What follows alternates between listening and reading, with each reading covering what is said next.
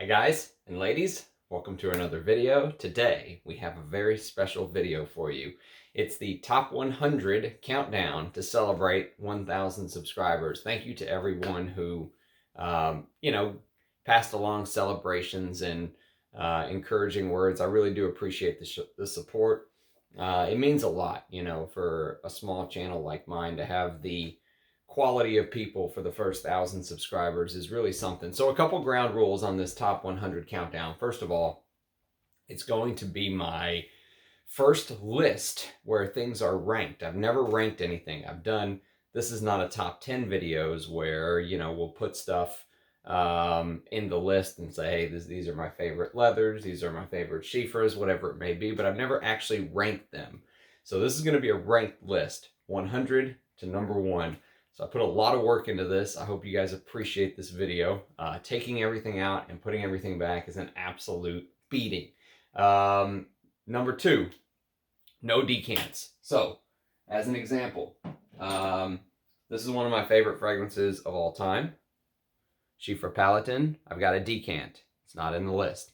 I did use a 10 ml bottle on one of them just because it had to be in the list, and I should have a bottle coming later in the year, a bigger bottle, but no decants is the rule. So no Chiffre Palatin, no Les Indemodables, because all I have are decants of that brand. So these are all full bottles. And I did take a little bit of liberty. You'll see when we get to some of the parts. I had to, just to make it a little easier on me. I was struggling a little bit there, and I decided this is the way I'm going to do it. So I hope you guys appreciate this. I'm going to run through them relatively quickly because it's going to take probably hours anyway. So get comfortable. I hope you guys enjoy the video. This is a celebration of perfume. That's what this is about. So I hope you guys learned something. I hope you guys get a feel for my taste, and we'll go from there. And remember, last bit of information is this is not what I think are technically the best 100 fragrances ever. This is my top 100 fragrances that I enjoy wearing. So there's a big difference there because some of my favorites towards the top may not be yours. Or some of the most technically sound fragrances may be much lower on the list than where they would be had I been ranking them as, top 100 best fragrances ever created. So there's a difference between top 100 best fragrances ever created and my favorite 100 to wear. So here you go. And case in point, actually, is the first one. The very first fragrance is Smalto Porom. Smalto Porom is 100, and I struggled between fragrances like Chiffre Siam by Rogue Perfumery, but Smalto won out. I almost put Bon Monsieur from Rogue in as well, so Rogue didn't have any entries in this list, but they were damn close. But Smalto Porom is basically this Italian style, beautiful Italian citruses in the top with Italian leather in the base, but it's a fragrance you can wear all year round. The leather allows it to be worn in the winter months, and also the freshness of the citruses. You really feel like you can wear this anytime. For me, anyways, Smalto Porom makes the top 100. Now, next on the list is going to be Guerlain Vetiver, number 99. Guerlain Vetiver. This fragrance is the one that I was talking about when I said technically this would be way higher on the list, maybe even number 1. This is one of the best masculine fragrances ever created, but it's not my favorite to wear, so that's why it's currently at number 99. But it's clean, fresh, smells like the outdoors. It's vetiver, tobacco, beautiful tobacco note in here, and Guerlain is one of those houses that you can buy pretty much any of their formulations. Even the new one in the Listerine bottle, I hear is quite nice. I've never smelled the brand new ones in the L'Homme Ideal bottles, but I'm sure if Guerlain's tradition of keeping their reformulations, going well, it really doesn't matter. But if you're into the older stuff like I am, this is batch code UBOR6. This is one of the 5-digit batch codes right there.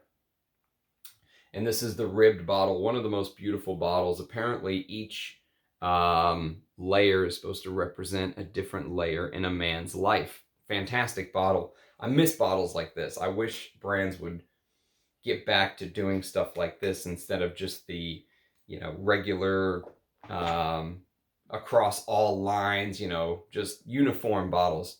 Okay, next we're going to go to the only Xerjoff on the list, and it is number 98, and this is Xerjoff Homme.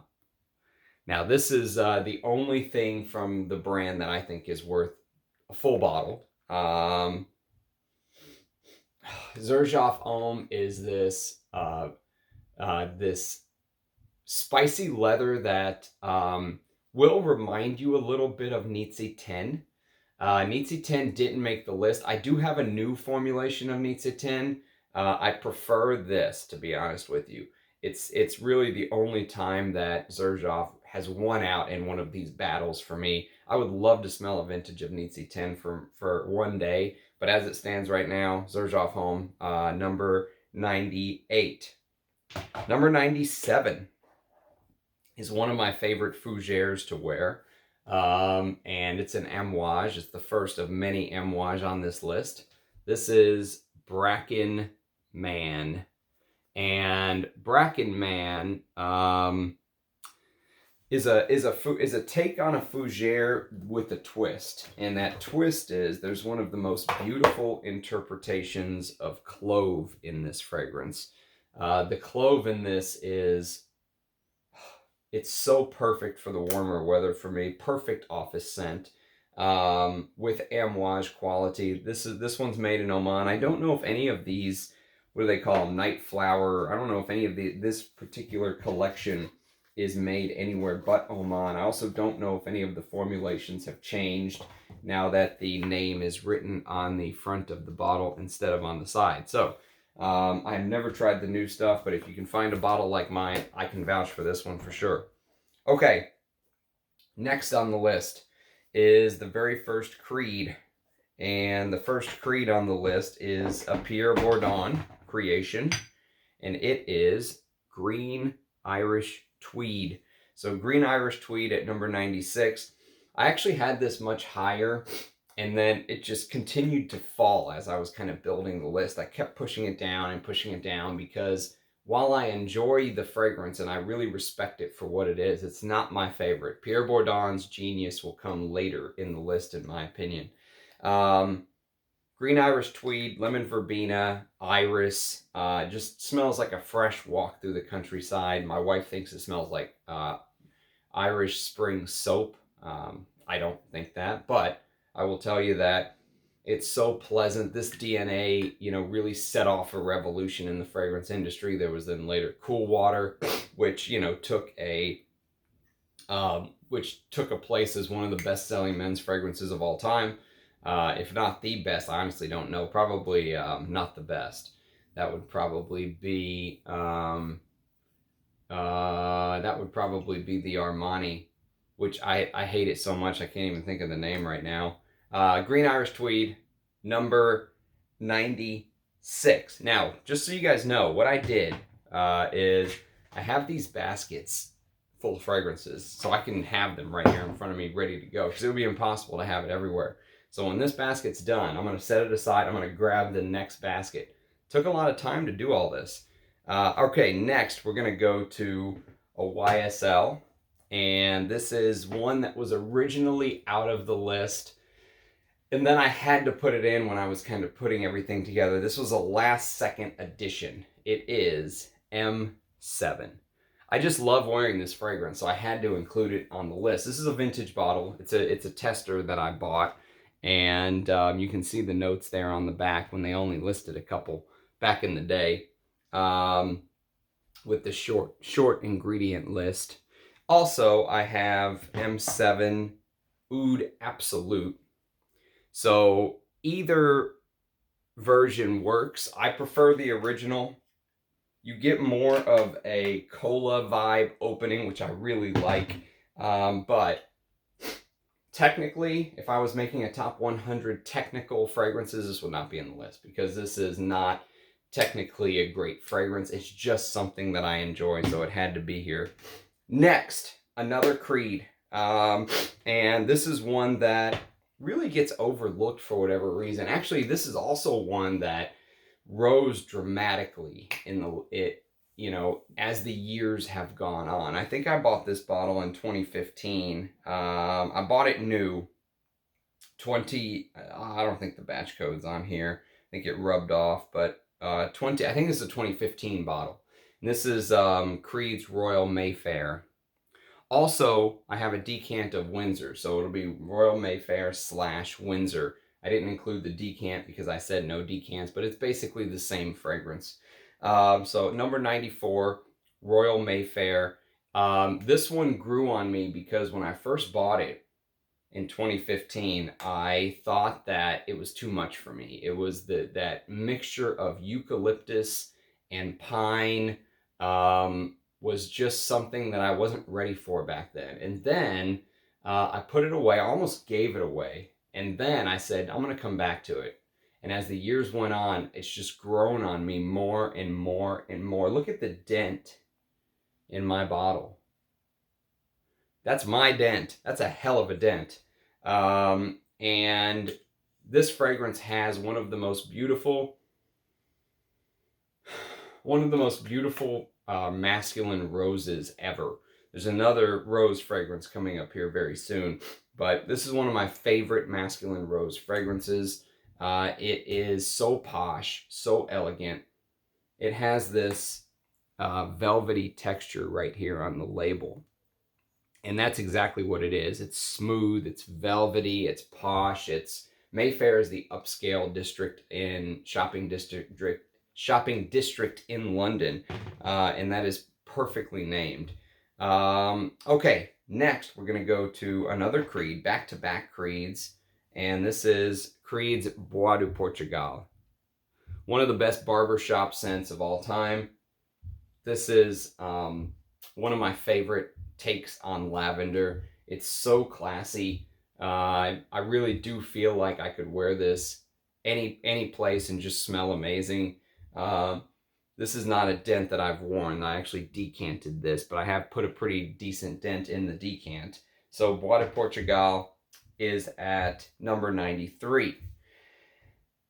Number 92.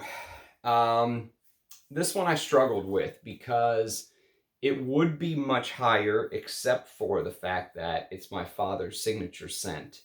And I just don't feel like it's mine. It's his. If you ever had that situation before where someone close to you wears a fragrance and no matter how good it is, you just can't claim it. It's theirs. So that's why this is here. If it wasn't his signature scent, this could be top 10. I mean, this is one of the best fragrances, one of the best masculine fragrances of all time.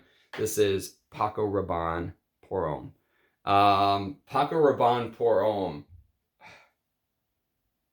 I mean, this really takes me back to being a kid, smelling it on him after he would shave and we would go out or wherever we went as a family. Fantastic memories with this. And I gave him a decant so he could wear some of the old stuff because the new stuff just didn't have the same. I'll tell you a funny story. I sprayed some on his skin one time when he was at my house. And he goes, "What's this?" It says Paco Rabanne Porom. He goes, "No, it isn't." "Oh yeah, I guess it is." So he was wearing the new stuff. The vintage really shocked him. And it has this beautiful honey that comes out in the base, in the vintage, in the old versions. There's like 5 different versions of this, by the way. So you have to be careful with the ones that you buy. But basically a basic rule of thumb is if you get anything with the raised R, you're in good shape. So if the R right here is raised over the glass, you're getting an older bottle that is that at least has most of the original DNA. Oh God, such a great fragrance. Okay, next, another barbershop. it will remind you a little bit of Paco Rabanne Porom, and that's maybe why it's not higher, because it is one of the best masculine fragrances ever released, one of the best fougères ever. But at number 91, we have Azzaro Porom. Again, my favorites to wear list, not technically the best fragrances. If technically we were talking the best fragrances, these would be much, much higher. Azzaro Porom is Gerard Anthony's first, oh God, it's Gerard Anthony's first foray into my collection. He has a lot of stuff in the 80s and 90s in my collection as well, but a lot of perfumers claim this fragrance. That's how influential Azzaro Porom was. You know, this is James Bond, this is Steve McQueen, this is all that stuff to me. It's classy, it's masculine, it's elegant, it's sharp. It really, you know, announces your presence with that sharp anise note. And this just set off a revolution in anise usage in men's perfumery. There was Derrick in the late 70s, which also used that anise note. Charles Jourdan Uomo in the 80s, beautiful anise note. So Azzaro Porom, we are at number 91. Number 90, top 10 down after this. In the first Bertrand Duchefort, there is more. Even though Chypre Palatine couldn't be in the list, there is more. This is Dzongkha. Dzongkha. What can I say about Dzongkha? I think it's my favorite L'Artisan Parfumeur. It's the only L'Artisan on the list. Timbuktu just missed out on the top 100. And Dzongkha has this Bertrand Duchefort DNA running through it, right? With this insane lychee note, and there's only one other fragrance that used a lychee note so beautifully, and it's Frederic Maule's The Moon, and that's a $1,000 perfume. Dzongkha used to be $50 or whatever it is, $100 or less. And so this is a vintage bottle, obviously. The L'Artisan bottles don't look like this any longer. But if you can track this down, oh God, it's just all year round. This is another one of those all year round fragrances. I used to think, oh, it's incense, you wear it in the colder weather. No, this can be worn anytime because there's this freshness to it. This is a very complex fragrance. And you can see, if you compare this to Timbuktu, even though they don't smell the same, you can see the Bertrand Duchefort DNA running through it, if you will. This is technically a fantastic fragrance, I think. Very complex, very interesting. God, I just love it. I love this. I wish I had more than what I have, but I'm happy to have what I have. Okay. 89. This fragrance got some. This was originally out of the top 100, and then when I was building the list, I said, I can't leave this out. I love it too much. And this has caused some controversy in the close-knit fragrance community, because one of our brothers does not like this fragrance, but I love it. So it's here. This is Krizia Moods Uomo. One of my favorite patchouli scents of all time. Patchouli, amber, and just loads of oak moss. Just oak moss to the hilt in this fragrance. It's so masculine, so 80s. Fragrances like Psychedelique missed out on the list because this made it as one of my favorite patchoulis. There is a top 10 patchouli that's on the list, but at number 89, Krizia Moods Uomo, and for a vintage, these bottles can be had for, I don't know, $100 or less. I mean, that's a steal to me. Fantastic fragrance. If you're a patchouli lover, you have to get your nose on Krizia Moods Uomo. 88. 88 is the Oak Moss King, and this is Van Cleef and Arpels Sar. Now, Sar, this is a tester bottle from the Adipare. Yeah, from the Adipare timeline. And SAR, it's green. There's a ton of notes listed, but it smells like oak moss in a bottle. It smells like green, masculine oak moss in a bottle. This is another one where I actually have a flanker called Eau du SAR, which is supposed to be like a summery take on it. It came out in the 90s. I wear this all year round. This to me is, you could wear this, even though it's very, it is a little pervasive and it will announce your presence in the heat. I still enjoy this. So glad to have it because prices right now are absolutely insane. But for one of the greatest masculines of all time, number 88 SAR, glad to have a bottle. Wish I had more than one, but just glad to have the one I have. Okay, next. Next is a fragrance that is another patchouli fragrance, if you will. And some of you are going to be shocked this is not higher, but I mean, I have to be honest with myself here. This is Guerlain's L'Instant de Guerlain Eau Extrême, or Ysls Porom. So Ysls came about. Oh, it is really good though. This probably could be higher, but it's not my favorite Guerlain to wear. I like wearing some of the other stuff, but this has this. The patchouli in this is absolutely amazing. The patchouli, the cacao. That when this came out, this was competing with Dior Homme. And L'Instant de Guerlain Eau Extrême. Now, one thing I will tell you, you can notice this is one of the old style bottles, but it doesn't have the black rim around it right here. I have a bottle that has the black rim in storage. And Guerlain is one of those houses that loves to change bottles. So don't do what I did and pay, bigger money for the old bottles. I paid, hundreds for these old bottles. There's no need. Just go pay $50, get the new stuff. It's just as good, according to some of the people that I know and trust. I've never done a direct comparison, but I hear that the Listerine bottles, that it's no longer called L'Instant de Guerlain Eau Extrême. It's now called L'Instant de Guerlain EDP. So they have an EDT and an EDP.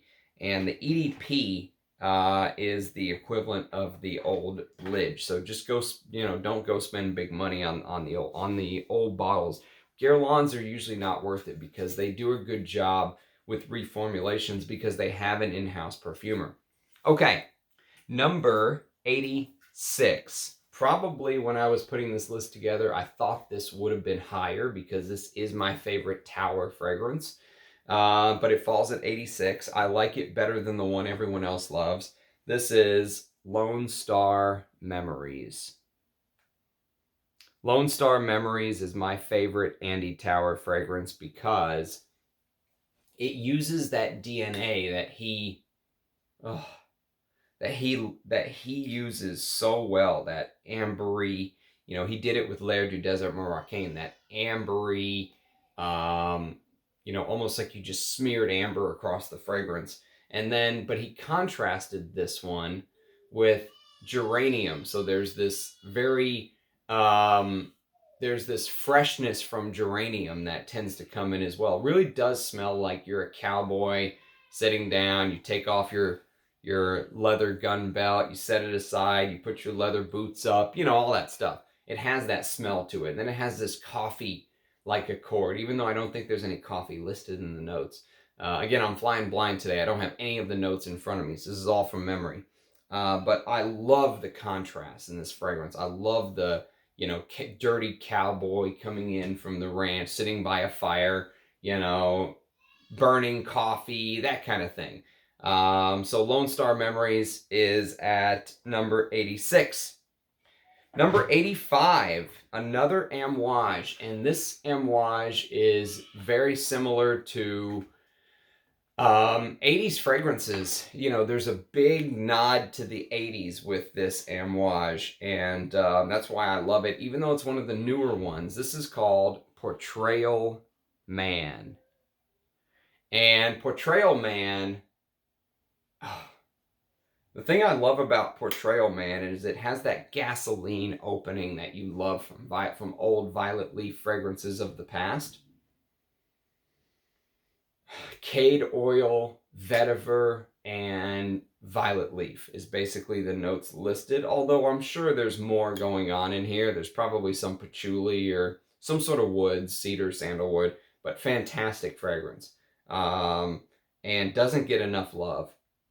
If you're a lover of vintage fragrances like I am, check out Portrayal.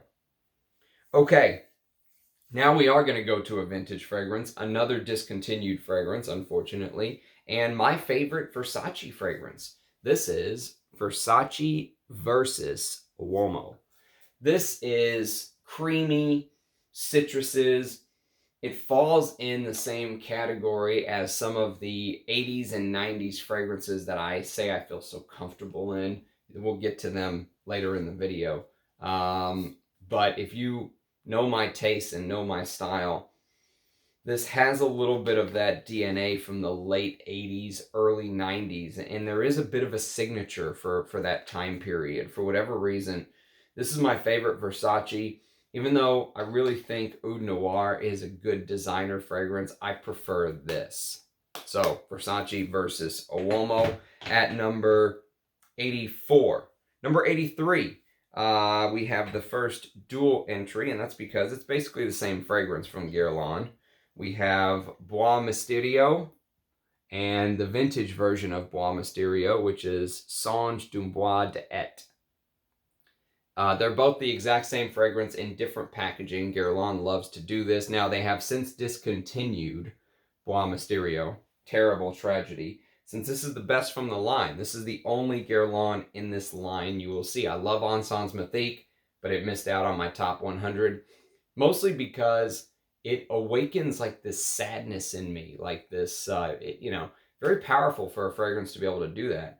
But it really makes me very contemplative, inner looking, solemn. Solemn is the word. If I had to go to a funeral, I think I'd wear Encens Mythique. Bois Mysterio doesn't do that at all. Bois Mysterio reminds me of good times, parties. I think I wore this on New Year's Eve once. That kind of stuff. And if you wear this, instead of looking at it as a saffron and oud fragrance, if you look at it as a saffron and leather fragrance, it will completely change your perception of the fragrance. So, Bois Mysterio, sad that that's discontinued. Glad I have 2 bottles. Okay, next, we are going to Cedar in a Bottle, King Cedar with incense. This is Gucci Porom 1. Gucci Porom 1, Michel Almerac's one of his greatest creations that got discontinued. You can still apparently buy this fragrance in Bentley for Men. Bentley for Men Absolute, I think it's called. Also, there is a Parle-moi de Parfum fragrance that I always forget the name of. That Michel Almerac's brand now is Parle-moi de Parfum. And he did a fragrance that is basically this DNA with niche material. You'll be able to find it if you do some digging. But this is the one that's gone. Sad, but if you love woods and incense, that's one of my favorites to wear. Okay, next we are going to do another Amouage. And this is another one that surprised me it wasn't higher, but again, I gotta be honest here. There's 100 sounds like a lot, but I promise you it's not. When you have 600 fragrances, it is not a lot of spots. There's a lot of good fragrances that got left off this list. A lot. This is Overture Man. This is the last Christopher Chong. You could easily make the case this could be higher. This is cognac, grapefruit, animalic notes, frankincense, myrrh. It's Amouage's return to their roots. Again, I got one of the older bottles with the writing on the side, so I can't speak to the new formulation, but I can tell you that this bottle is an absolute beast. This thing lasts forever. And on cold days, that boozy cognac, just so good. one of I think Karine Vincent-Spanner did this one. Either way, fantastic fragrance. Next on the list, we have one of the old school animalic kings, which I didn't grab. Hang on one second. Or did I grab it? Where is it? Oh no, the first tragedy of our fragrance. Did I put it in the wrong box? Live TV. What can I say? Maybe I put it in the wrong box. Oh, yes, I did. I did put it in the wrong... Or maybe we're on to the next box is what it is. That's okay. We'll do this one, then go to the next one. This is number 80. And this is Yataghan. I have another bottle of this that's older. Either way, I mean, both bottles are fantastic. This is widely known. This is known as one of the best castoreum fragrances because it's the 1970s, and castoreum in fragrances, animalics in fragrances were popular back then, which I love. I love that. I think they're just too clean, too fresh, too boring nowadays. This is not boring at all. Yataghan was apparently a saber. That's why the T looks like a sword right there. So it was a saber that, you know, used to be worn, called a Yataghan, and fantastic name, by the way.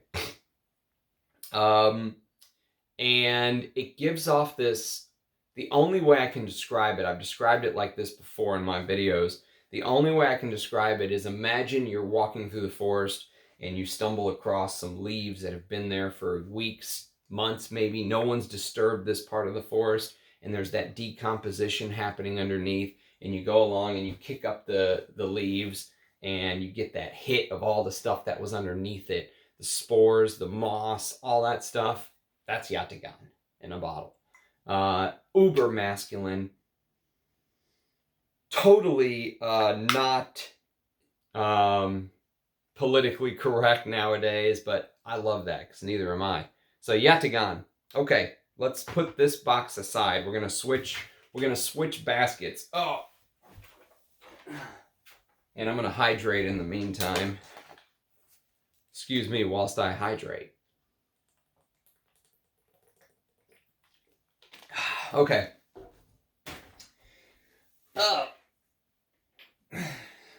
Okay. We are on to number 79. One of my favorite rose fragrances of all time, but you have to get the extrait. Do not get the regular version. It's not anywhere near as good as the extrait. This is Paris Monte Carlo Rose de Taif. Rose de Taif, I mean, this is wedding scent material. One of my subscribers said he wore this. He got married in this fragrance, and I think it's a better choice than mine. I'll tell you what my wedding scent was when we get there. But this is a perfect interpretation of a lemony Taif rose. It's a little bit honeyed. It's a little bit waxy. So Taif rose has this almost like honeyed, waxy quality to it. Just smelling it from the bottle. You know, when I was first starting out early on in my journey of learning about all these fragrances and buying them and wearing them and all that stuff, I used to think I didn't like rose because, you know, traditionally you think of it as like a feminine. And in the Arabic culture, there's a lot of rose waters that are used. Like, I remember eating rose water pudding as a kid. And that rose taste, flavor, you know, it's all connected. Really hit me as, yeah, maybe this is something masculine, maybe it's something not masculine. But as I kind of broke those boundaries down, this fragrance right here, if I ran out of this, I would probably go buy another bottle. I mean, I usually wear this in the warmer weather because it is a rose. Springtime, elegant. You put this on with a suit, I mean, you'll turn heads all over. You'll break necks all over the place. That was number 79. 78. This is one I really struggled with because it's one of my favorite lavender fragrances of all time. It probably even could have been lower, but I put it here because I really do enjoy wearing it so much. Technically, it's nowhere near. I mean, it's just a designer fragrance, but it has gained massive esteem, and in the community, you know, these bottles are going for $700 to $1,400 on eBay. This is Dolce & Gabbana's By Man. Now, By Man is one of the best uses of synthetics I've ever smelled in a fragrance because it has this beautiful lavender, but it also has a huge dose of ambroxan, I think, or ambroxanide, or whatever it is. And some sort of spices. You know, it's a little spicy, a little lavendery, but it's so elegant for the office. Like, if you want to wear something that doesn't offend anyone, is different, and is masculine, that lavender makes it very masculine. If you can find a bottle of this and not have to sell a kidney, By Man. Not By Man, but By Man. Okay, next, we're going to do my wedding scent. And this one I struggled with where to place it, because if this video was 7, 8 years ago, this could have been number 1, you know, but it's since kind of fallen off a little bit, but it's still in the top 100.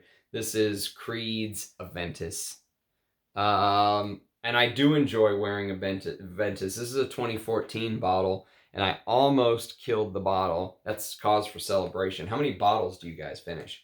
Aventus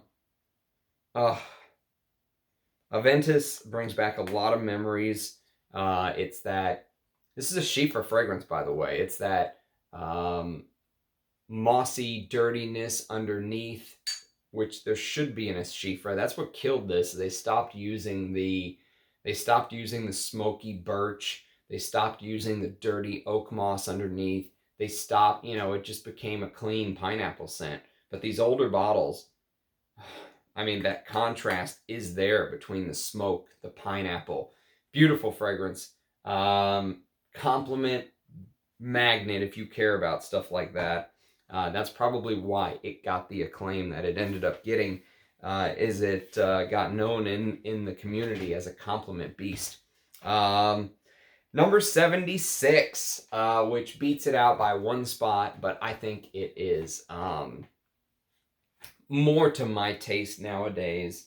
In the older days, I would have reversed these, and Aventus would have been higher, this would have been lower, but this is Tom Ford's Tuscan Leather. And the only reason that this isn't higher is I wore this the other day. Not the other day, but literally the other day, months ago the other day, not like yesterday. And I wore this recently, and I got some sweetness in the dry down that I didn't particularly care for, and I never smelled it before. So if I made this list and I didn't wear this winter, I probably would have ranked this even higher, because this fragrance really changed the leather game. It's this smoky raspberry, almost smells like you're at a pool hall wearing a leather jacket and someone just snuffed out a cigarette, and for some reason you're eating raspberries while playing pool. I love this DNA, though. I absolutely love it. There's a fragrance that's going to be a little bit higher in the list that I found dries down to a little less sweet, a little bit less of that designer. Tom Ford has that designer feel to it. But as far as revolutionary fragrances go, Tuscan Leather absolutely deserves to be in the top 100, and it's at number 76. Number 75, we are on to a vintage, a discontinued vintage. I have 2 bottles of this. One's a 25 or a 30 ml, and this is the 50 ml. This was my scent of the day a week ago or so. And I'll tell you what, I was reminded as to how much I absolutely love this stuff. If I didn't wear this recently, it might not be in the top 100. It might have been just outside. But I wore this and I said, wow, this has to be here. This is Rocco Barocco Porom. It says Eau de Toilette Porom, but it's basically Rocco Barocco Porom. And I'll tell you what, if there's another fragrance from this house that's going to be much higher, but Rocco Barocco Porom does not get the love and attention that it deserves. Look at the atomizer. Look at the stain on that atomizer. It's dirty. It smells. It has that old school, dirty, clean aspect to it. So it definitely smells like there's some sort of animalics here. Civet, castoreum. I couldn't find a real note tree breakdown, but I think it's civet. With some sort of like honeyed woods kind of feel. Maybe lavender. Rocco Barocco Porom, though. This DNA, I absolutely love. If you like fragrances, if you like animalic honeyed fragrances, if you like animalic fragrances in general like I do, check out Rocco Barocco Porom. This stuff is the bomb. I can't say it any other way. It's awesome. Okay. Next, we're doing a Rouge Edt. And there are some Rouges on this list because I do... What do I say about the House of Rouge Edt? He is a complete enigma wrapped in a mystery. He's that kind of house for me because some of his fragrances are truly some of my favorites. But I can't stand the aesthetic. I can't stand the insane price point. I can't stand people flexing because they have a Rouge Edt. I don't care about that. I just care about the juice. And if you could take away the cap and the fancy bottle with the plate on it and just give me the juice in a cheaper bottle, I would pay $200-300 less. Get rid of that. Get rid of that bottle and cap. But the first one, I bought this fragrance off of Rudy, and this I had to put it in the list because I do enjoy it so much. It has that cola opening of M7, but it goes in a little different direction. It's probably one of my favorite cognac fragrances. It just is. With this cherry. I did a comparison video between the Parfum Cologne and the Parfum, which I have. So if you want to check it out, if you want to, see further, go watch that video. But this is Rouge's Enigma Parfum Porom. Now this is the Parfum version. The Parfum Cologne, most of the Parfum Colognes are shite.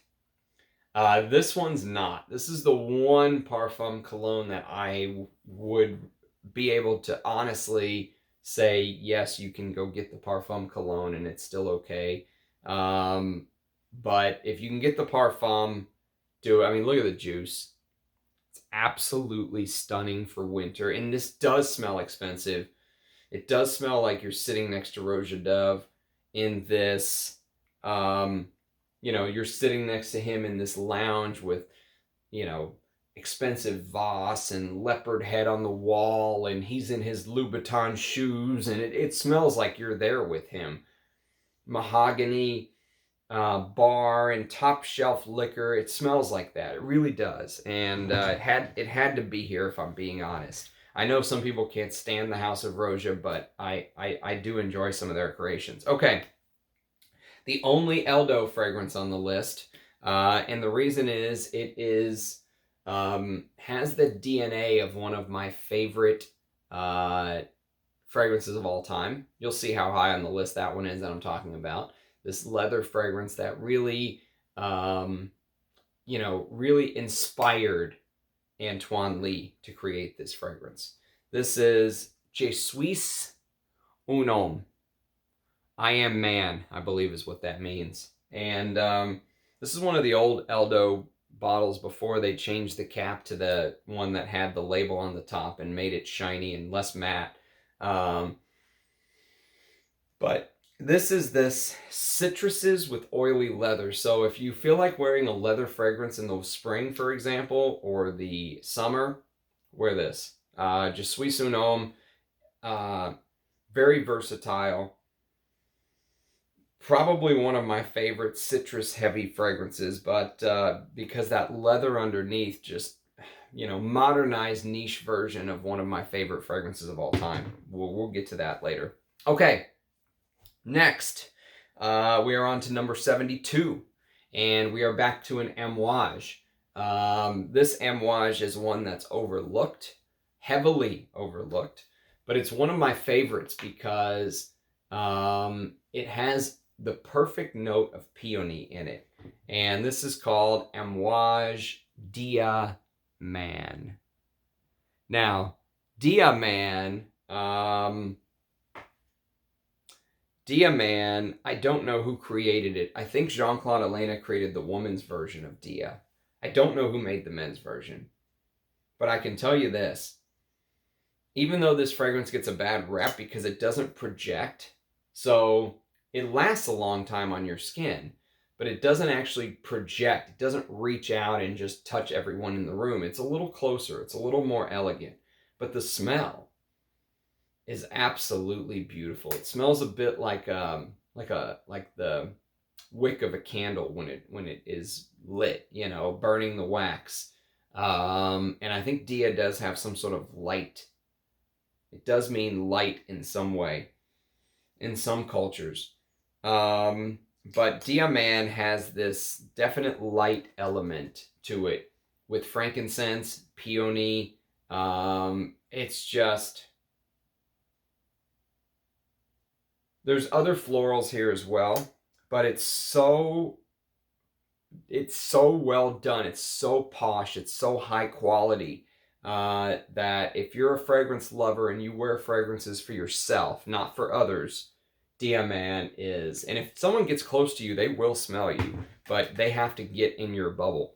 Okay, next, we're starting to get into the big boys. Number 71, my...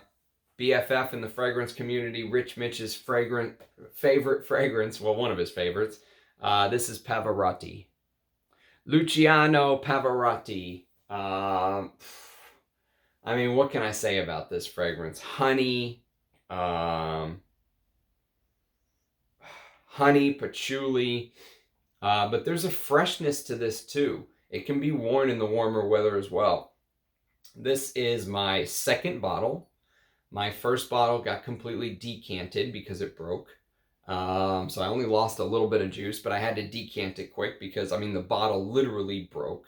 So I was like quickly atomizing the juice. So this is my backup bottle, although it's the only bottle I have left because all the rest is in decants. But Luciano Pavarotti is probably the best.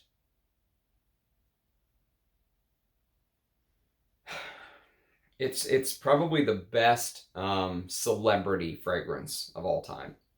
Full stop. Fantastic juice. Worth all of the acclaim that it gets. Okay, next we're going to go to one that some people hate. This grew on me fast. This fragrance, at first I went from what the heck is this to wow, this is amazing stuff. It's the contrast. And Carlos Benaim, who's going to make another appearance later on as well.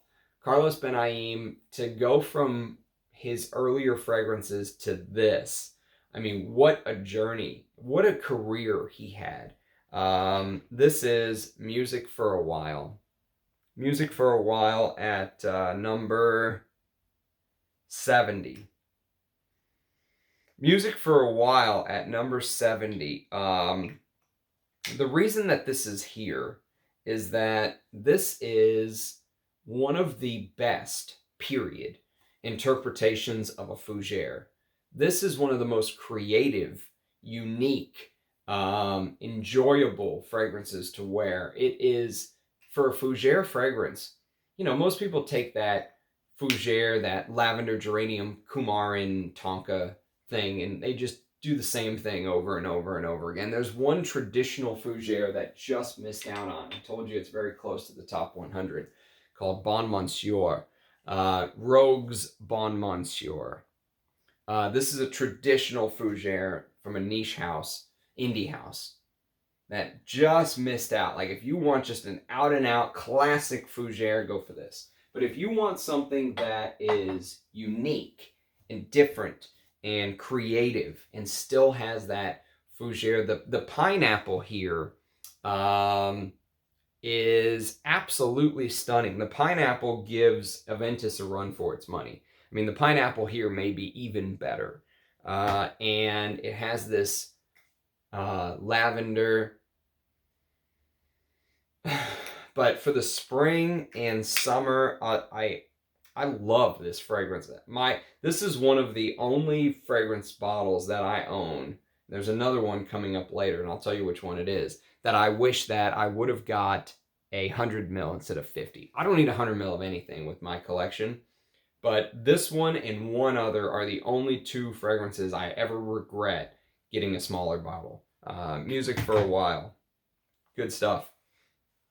Okay, number 69. We are going to my favorite oud fragrance. I had to have one real oud fragrance in the top 100, and here it is. This is Bortnikoff's Oud Maximus. Now, this is the 2020 version, as you can see. If you can get the 18, 19, 20, it doesn't matter. Get any version of this that you can. Oud Maximus is simply my favorite real oud fragrance. I have a decant of the Night. The Night is 4 times as expensive as Oud Maximus, maybe more, and I like this better. Oh, so complex. The mixture of ouds. Luckily, this doesn't go powdery on me. This is the best interpretation of oud. There's bergamot, jasmine sambac, cardamom, there's rose de mai, Himalayan rose, Indian rose, magnolia, frangipani. Bortnikoff's a master at using locusts and frangipani flower, all that stuff. Clove, tonka, Indian oud, oud roots trat, oud purple kochang, oud from Sri Lanka, birch tar, tolu balsam, vanilla, real deer musk, and civet. It's perfect. It's the perfect oud fragrance for me. I absolutely love this stuff. And if I was ever going to buy a backup bottle of Bortnikoff, not that I need a backup, but if I was ever going to buy a backup bottle, it would be of Oud Maximus. Okay. 1, 2, 3, couple more left in this little box, and then we go to the next one. So number 68. I really struggled with where to put this because it deserves to be higher, but I just couldn't put it any higher based on the list. Again, I spent a lot of time on this, so I hope you guys appreciate this. This is Thierry Mugler's Amen, the original Amen. This is masculine gourmand perfumery done. The only gourmand I really love and respect. Well, there is one other gourmand out there that if you want to blow your mind, go check out this fragrance. This is Animal. Get 2 animals, not 1. But this came out a year or 2 before Amen, and it does something very, very similar, shockingly similar. The house of L'Oreal, the conglomerate, the massive squid from hell that is L'Oreal, has destroyed this Amen line. And if you used to love the old Amens and you can't find a vintage bottle, this is back in the old days when it actually said Angel Men on it. I don't know if you can see that right there in the top right. But if you can't find this bottle, just go get this. Trust me, you'll be satisfied. This is a fantastic fragrance for 20 bucks. Animal. If you're a patchouli lover, check that one out. But this top 100 is about Amen, and it deserves to be about Amen. Okay, next. We are going to go to number 67, which is higher on the list than Gucci Porom 1. It's probably my favorite Gucci. I wish I had a bigger bottle of this. I got it, sprayed it, wore it, and went, oh my God, this stuff is absolutely amazing. This is Gucci Envy for men. My bottle's all beat up and old, and it's a Scannon bottle. I don't know if you can see that. But this has this ginger, so it has this fresh contrast. So think about like, look at the color too. It has this gingery freshness at the top with woods. And then that crazy incense note running through it. Tom Ford used incense in Gucci Porom 1, and he used it in Gucci Envy for men too. And that incense note just adds something spectacular to a designer. It's a shame what designers have come when you realize what they were. Okay, number 66. One of my favorite cedar fragrances is a oud fragrance. This is Royal Oud by Creed. This fragrance is a Julien Rasquinet creation, and he worked with Olivier Creed, the perfumer, and they created this. And this is so good, I got myself a 500 milliliter bottle because I ran through a 75 ml. I think it was a 75 ml bottle. No, that's not correct. I ran through a flacon. I have a 250 ml flacon, one of the smaller flacons, and I ran through it. I have a little bit left. And so I backed it up with the 500 milliliter bottle. This is a 2016 batch. This fragrance is very personal to me. This is higher than Green Irish Tweed because I enjoy wearing it more. It's higher than Aventus because something special happens for me when I wear this fragrance. I just feel like, I feel like I'm like the prince. Like, I'm just adorned in jewels and walking through the halls, at work like a boss wearing Royal Oud. It just, for whatever reason. Now, someone in the comments recently said, I smelled this and I was expecting an oud fragrance and I was let down. I put it aside and I said I hated it. Then if you came back to it later with a clean slate, as long as you're not expecting an oud fragrance, if you want an oud fragrance, seriously, just go buy Oud Maximus. Go buy Oud Maximus. You will not be disappointed. This is a proper oud fragrance. This is a proper cedar fragrance with Creed's creamy sandalwood, pink pepper, but the kick here is this mixture of Angelica and Galbanum. And that Angelica Galbanum combo just gets me every time. It's so beautiful. It's used in Pierre Bourdon's French Lover as well. And Julien Rasquinet is a student of Pierre Bourdon. So, the links.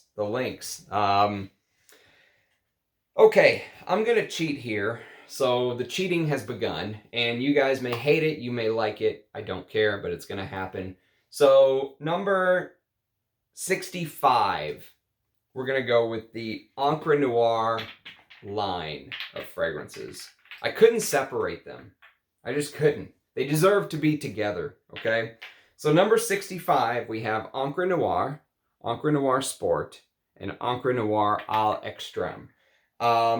When I first made the list, I started to do the old, well, Encre Noire is 60, Encre Noire Sport is 82, and then I said, what am I doing? I can't separate them. Nathalie Lorson literally created the best vetiver in the designer game. Yes, absolutely. Best vetiver in the designer game. I wore Rouge's vetiver the other day. If you follow my channel, I always do scent of the day, and I wore Rouge's vetiver. It's right there. And I did not get as much enjoyment out of Rouge's vetiver as when I wear Encre Noire. Encre Noire is the perfect brooding, dark, smoky vetiver.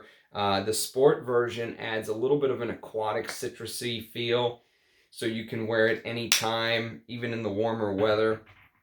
but it smells like real vetiver absolute. That's the thing about it. These fragrances smell like the literal vetiver material. And then, of course, there's the à l'extrême, which I mean, look at the dent in my bottle.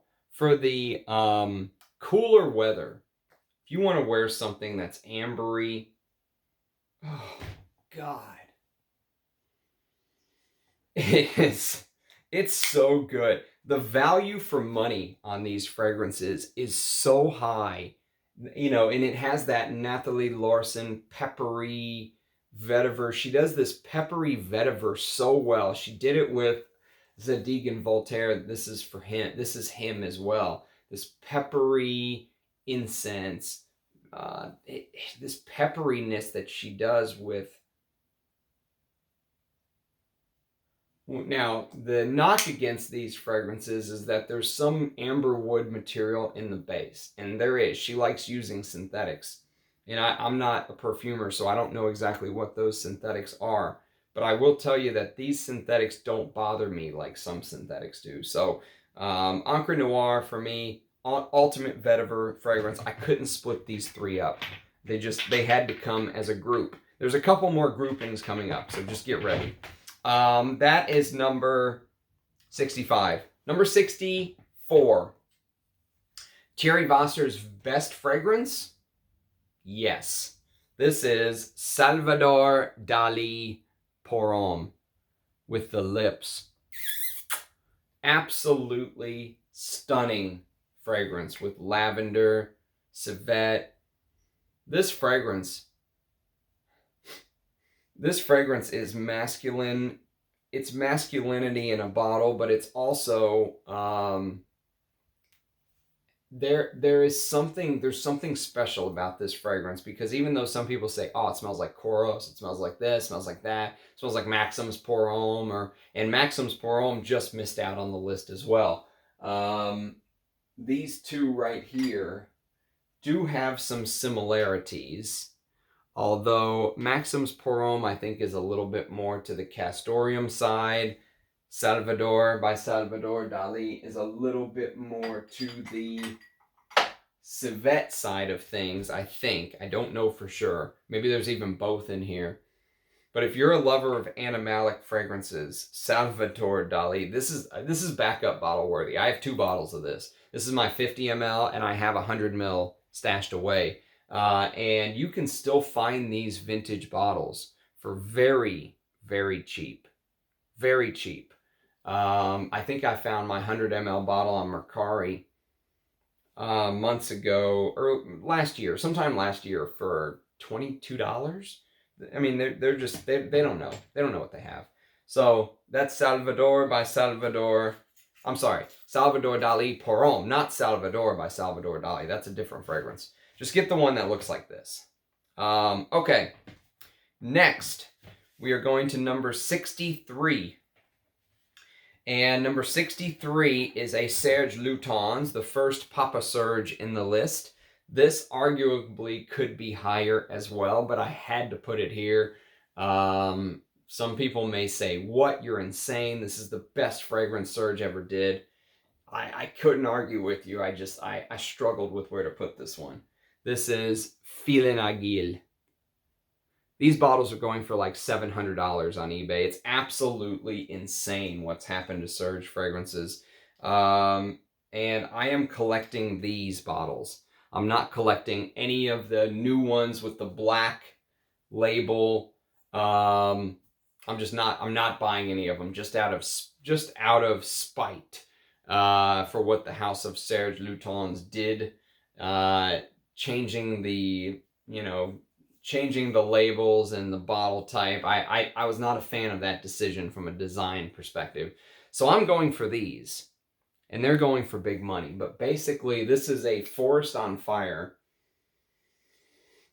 This is a pine forest on fire. It's sappy. You know, if you stick your hand in a tree in the north, in upstate New York or something, and you pull your hand away and it has that heavy sap, that piney, sticky tree sap. When you were a kid, you climb a tree or something and all that stuff. And this has all that.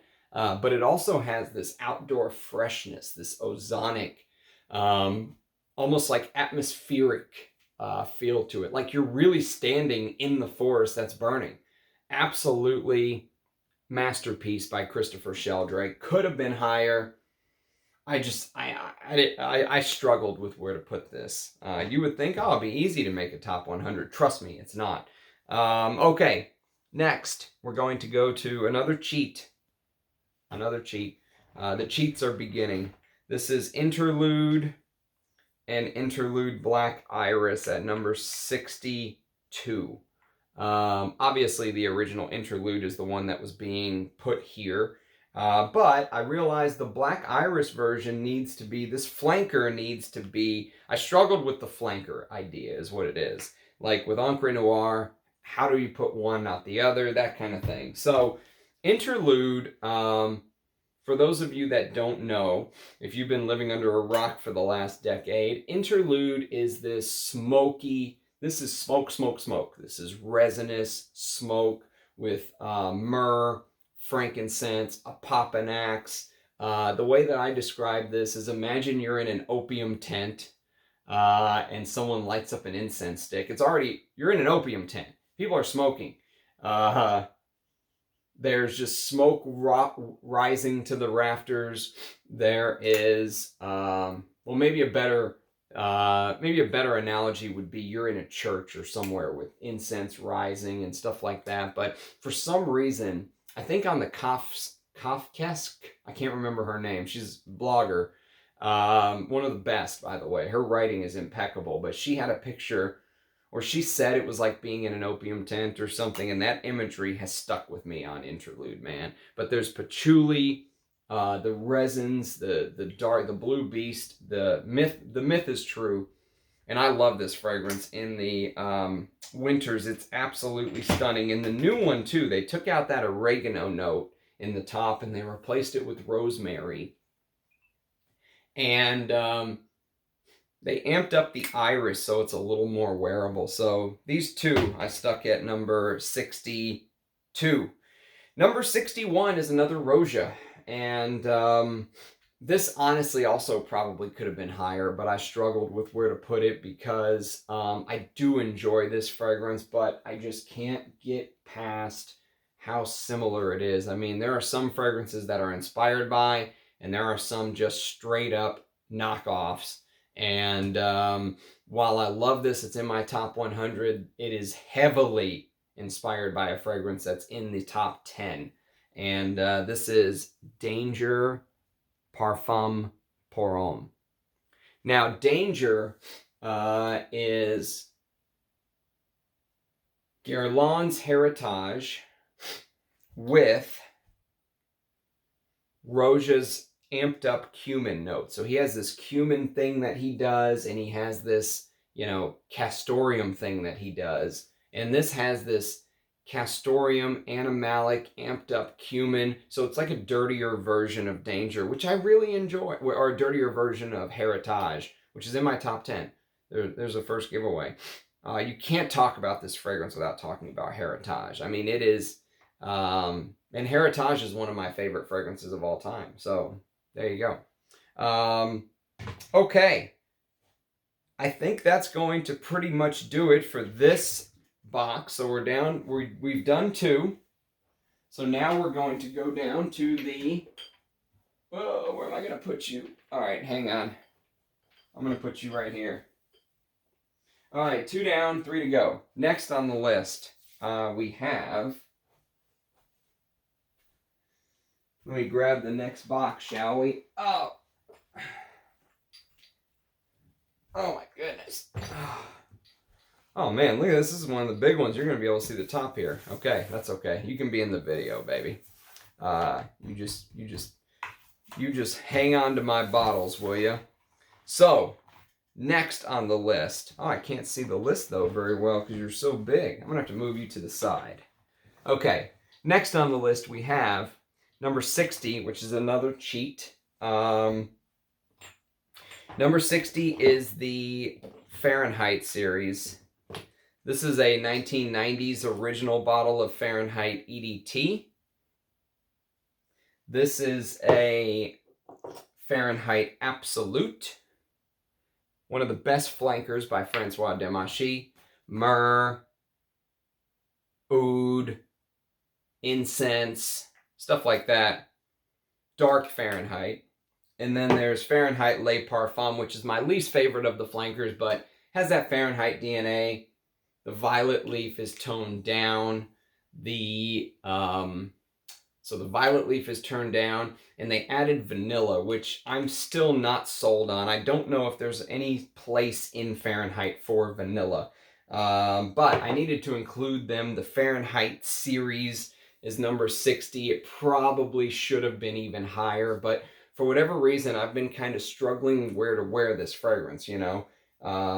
Somebody said that somewhere, I read it, and it's like, wow, that's really true. Where do you wear that? Do you wear it to the office? Do you wear it at home? Do you wear it lounging around? Do you wear it out? It's kind of one of those things. So Fahrenheit, the Fahrenheit series, we'll say, is at number 60. But I do really enjoy that violet leaf. I do really enjoy that violet leaf, ozonic, gasoline opening of the vintage versions of Fahrenheit. Okay, number 59, and it's another Rouge. And this one is another heavily inspired by fragrance from one of my favorites, in the top 10 again. This is Rouge's Fetish Porom Parfum. I love this fragrance because it has this,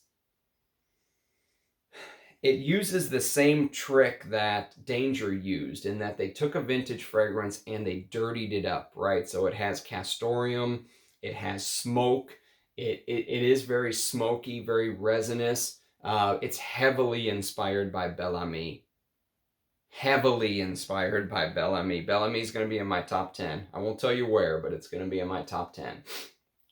And so it has that Bel Ami DNA, which I absolutely love. It's one of my favorite DNAs of all time. But they made it smokier. Almost like they put Bel Ami, you know, in the fire.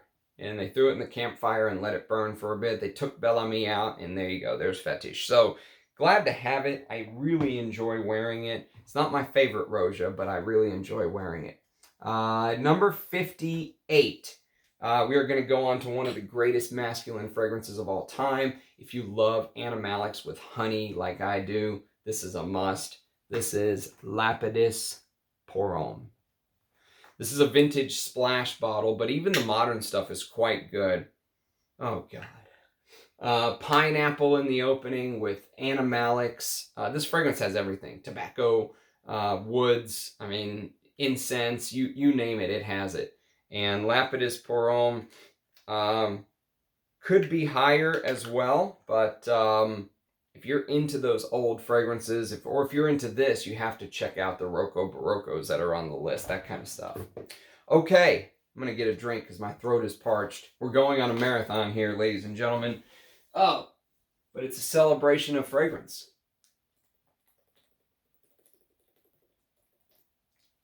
And at this point, I'm committed. So no matter what happens, even if I say something completely insane, it's going in the video because I'm not doing this video again. Okay, next on the list, number 57, we have Jil Sanders Feeling Man. Now, I have another bottle of this that looks just like this, but it says man right there instead of Feeling Man. And this is like an improved Drakkar Noir for me, which Drakkar Noir missed out on the top 100. It takes that Drakkar Noir DNA and it adds this fruitiness to it. It adds this depth to it. Big fan of Jil Sanders Feeling Man, and you know, it's just an improved version of that Drakkar Noir DNA. Number 56. One of my favorite lavender fragrances of all time, and favorite Immortelle fragrances of all time. This is Sunshine Man. Now, Sunshine Man, lavender immortelle with orange brandy. It is literally fall in a bottle. Literally, it's fall in a bottle. Sunshine Man, immortelle has that hay-like, feel to it. This is one of my favorite interpretations of lavender. Some people say it smells, I say it smells very close to Eau Noire by Dior, a Francis Kirkjohn creation. This is superior to it in my opinion. Now, Eau Noire deserves credit for being first. I think Denby said that on a stream once, and he's exactly correct. Eau Noire deserves credit for being first. This is better. I enjoy this more. Sunshine Man is an absolute...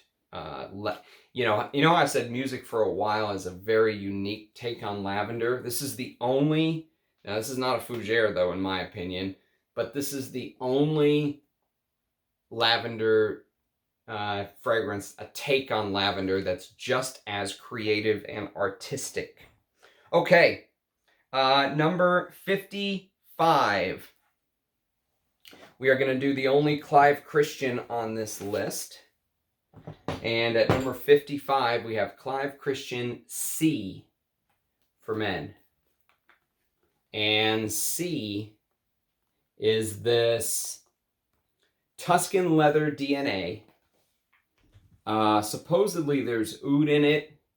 I don't know how much oud there really is. I think maybe there is some as a backbone or whatever it is.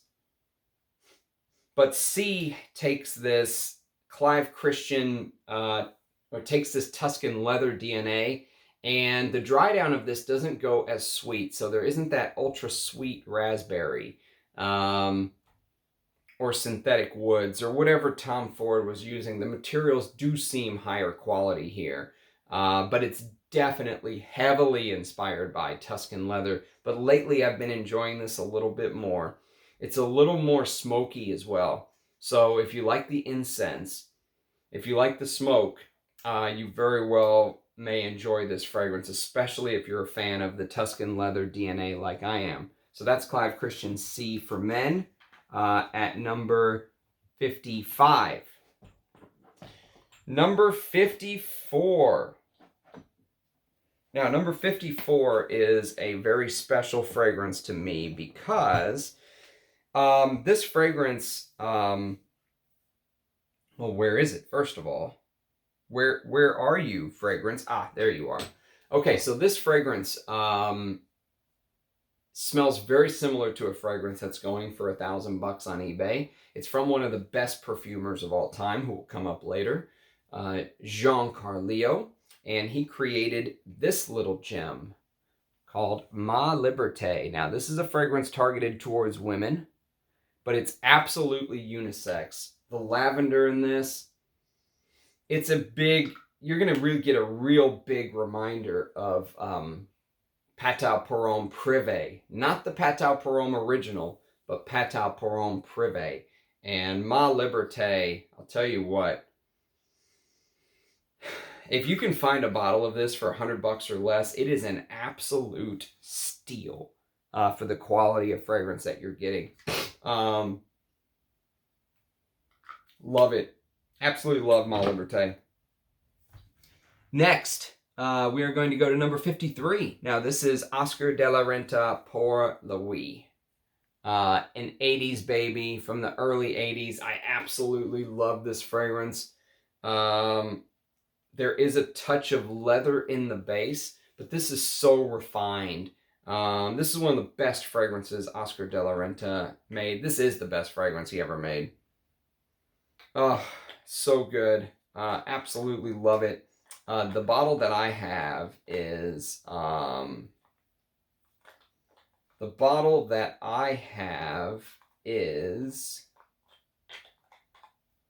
not closing. There we go. The bottle that I have is distributed by Sanofi.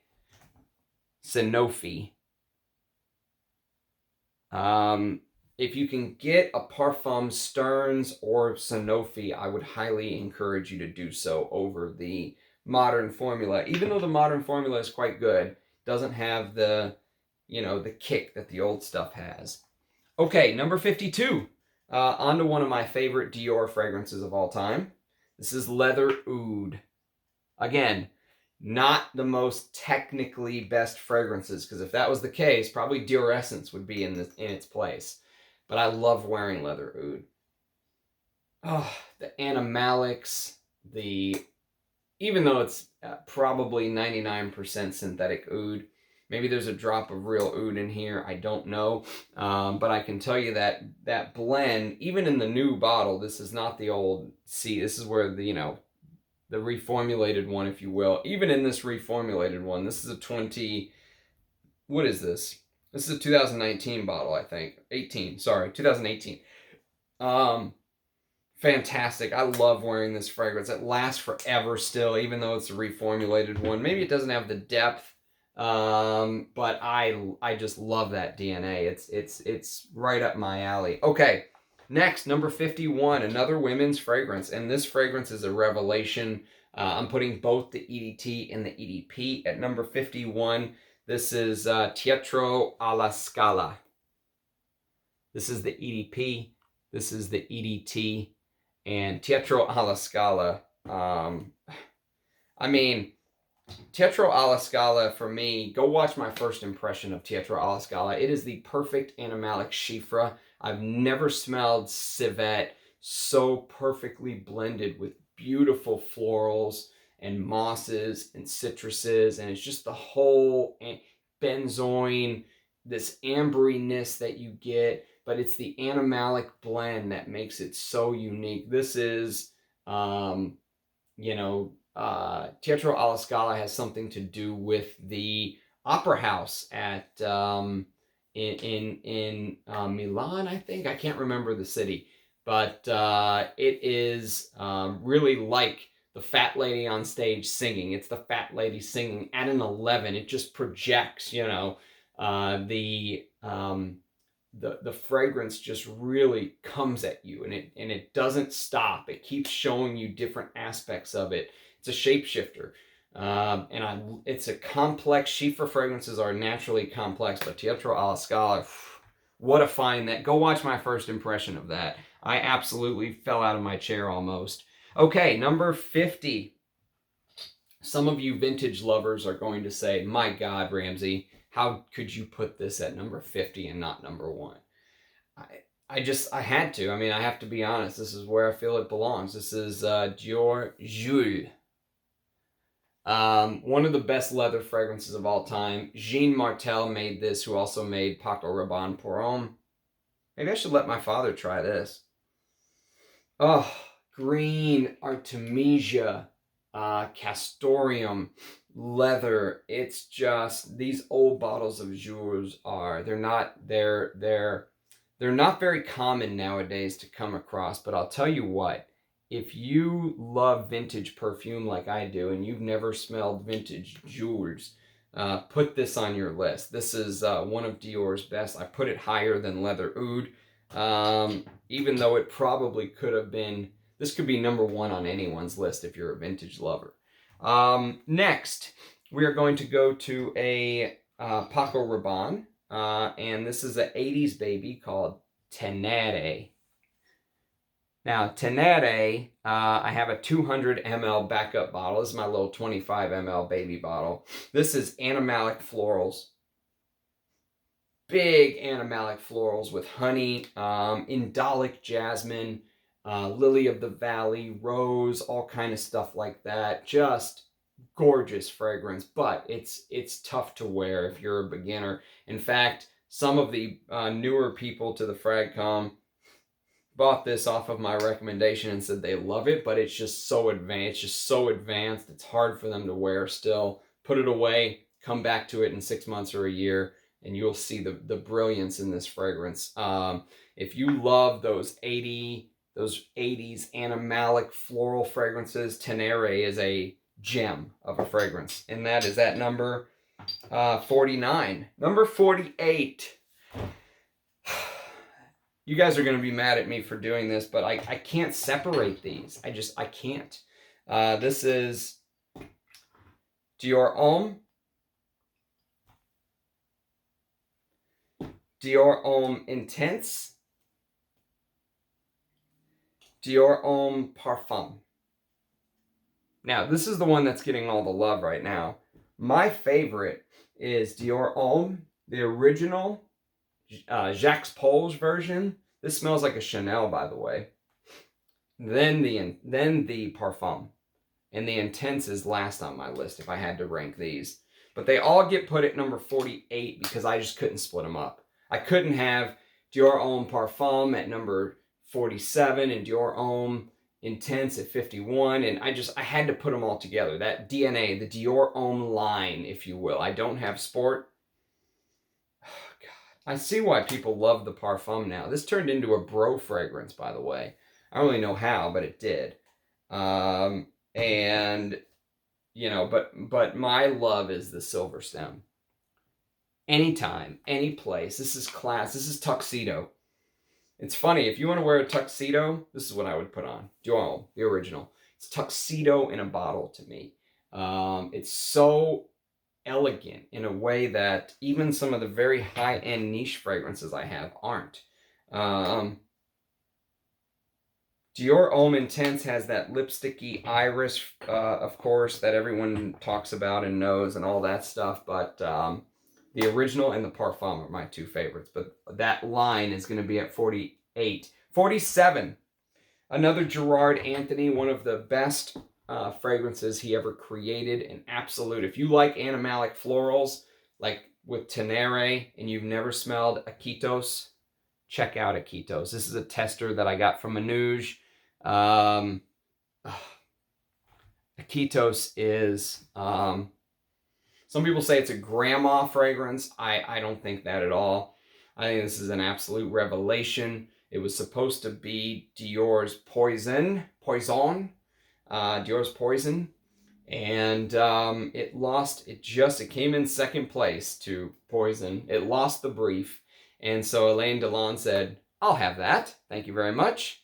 Named it Iquitos, marketed it towards men. If you are a lover of Auvergne Prunasti, Auvergne? I can't remember. But if you're a lover of oak moss, check this out. Iquitos is absolutely amazing.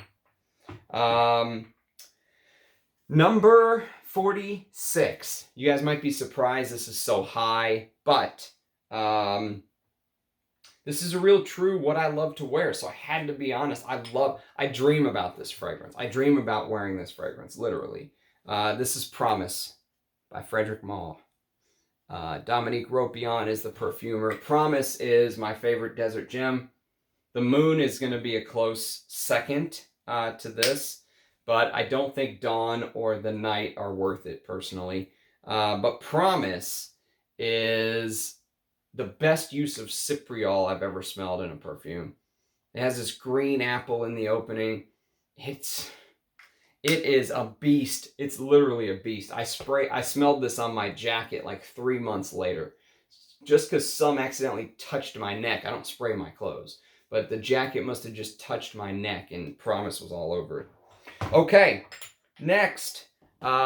We've got number 45, one of my favorite tobacco fragrances of all time. This is Chergui. Chergui is tobacco, hay. Oh, it's so good. This used to be a Fragcom darling a decade ago. Now no one really talks about Chergui. I think it deserves all the love and praise and admiration. As far as a tobacco fragrance for fall, there's this honeyed quality to it. I mean, there's iris. The iris in here is mind-blowing. It's so amazing. This is a Christopher Sheldrake masterpiece. Okay, number 44. This is an Edmund Rudnitska masterpiece. This is Rochas Femme at number 44.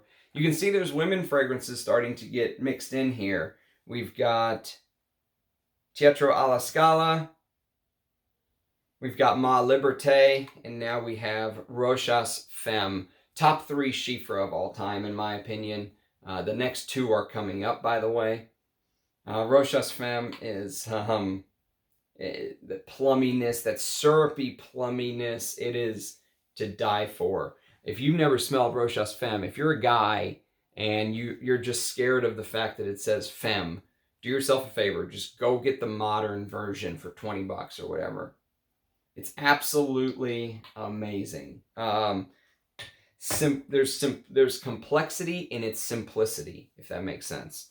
Number 43. I struggled with where to put this one because this could have been lower. It probably should have been lower. But when I wear it, it really does take me to the Silk Road. And I had to put it this high. I just had to. This is Epic Man by Amouage. This is Silk Road in a bottle. This is peppery, frankincense, myrrh, castoreum. The woods in here are just amazing. It really is Silk Road in a bottle. I put a pretty decent sized dent in that bottle. You don't need many sprays of this. 1-2 sprays, and you're there. Absolutely amazing. Epic Man. I have Epic Woman on the way, by the way. That'll be here soon. Next on the list is one of my favorite animalic fragrances. It's the only Papillon on this list. This is my favorite. I probably could sell the other one. Anubis, I like it, but I don't like it as much as this. This is Papillon's Salome. Salome has this animalic, Hyrax, dirty chiffre quality that I love. I just love dirty animalic chiffres. There's something about them that just really speaks to me, and this one does. This definitely speaks to me. I love this fragrance. This is what niche perfumery should be. This is the kind of stuff that they should be putting out. Salome. I hear Liz Moore is going to be taking a vacation from doing perfume soon. She deserves it. I mean, she worked very hard on her brand. I wish her all the luck. I'm a big fan. Even Anubis, which I love. I just don't love it anywhere near as much as Salome. Okay, the final perfume in this particular box, we have, oh, wait a minute. Okay, here. We've got the last one in this box. Here we go. This is Jean Desprez Bala Versailles. Bala Versailles is a fragrance that came out in the 1960s. If you like fragrances like Musk Ravageur, I love Musk Ravageur. Is not on this list, by the way. It missed out on the top 100 because of this. This is Musk Ravageur with animalic civet. This is like a ball of civet. The civet will keep this fragrance good for hundreds of years. Maybe not. I exaggerate, but whatever. The civet in this is just, it's just a ball of natural civet, and it's so good. It is. If you love those comforting, warm, resinous, engulf you in a, aura of resins and ambers and benzoin and all that stuff, but with animalics, vintage Bala Versailles is. I saw this bottle on eBay for $1,000, by the way. Do not pay $1,000. Just don't do it. Out of pure principle, don't do it. But what an amazing fragrance that is. Bala Versailles by Jean Desprez. Okay, intermission time. Only 2 baskets left. And we're going to start with an absolute banger. Now, which one is it? Must be this one. Yes, it must be this one. But we're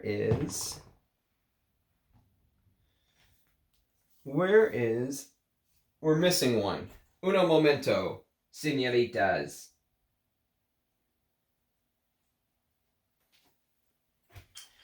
Well, did I forget to put it in here, or am I losing my mind? I'm losing my mind. Let's check here.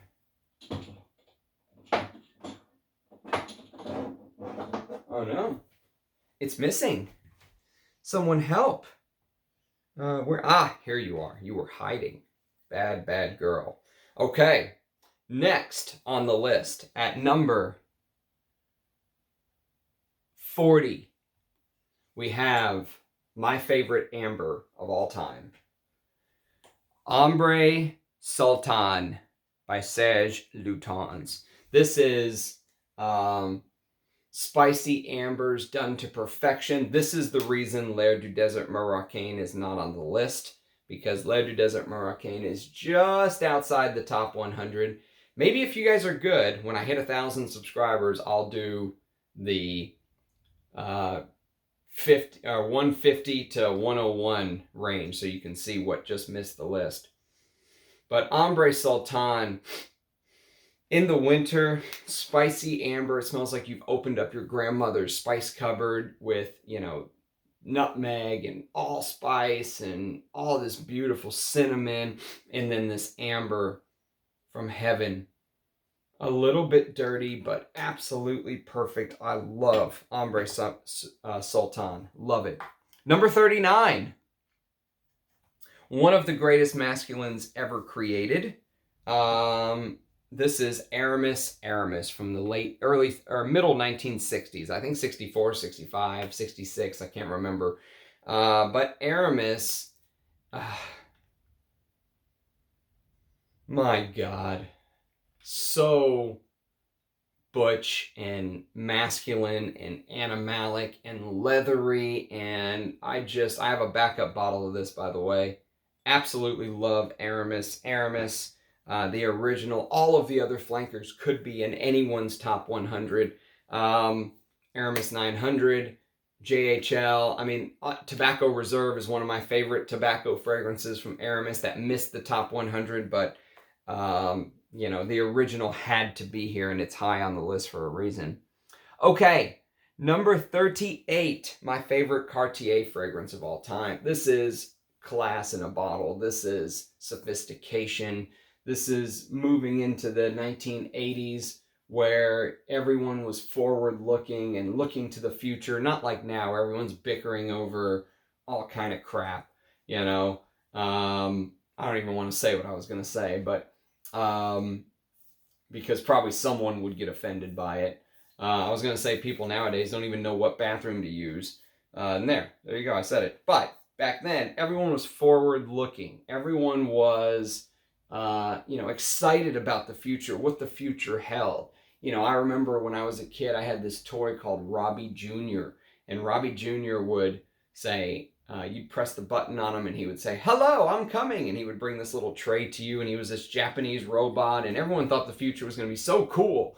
And this reminds me of that for some reason. It reminds me, this is 1980, I believe. This is Cartier's Santos de Cartier. So, even though it gets some hype, it's so underrated. It is such a perfect masculine. There is some brightness to it.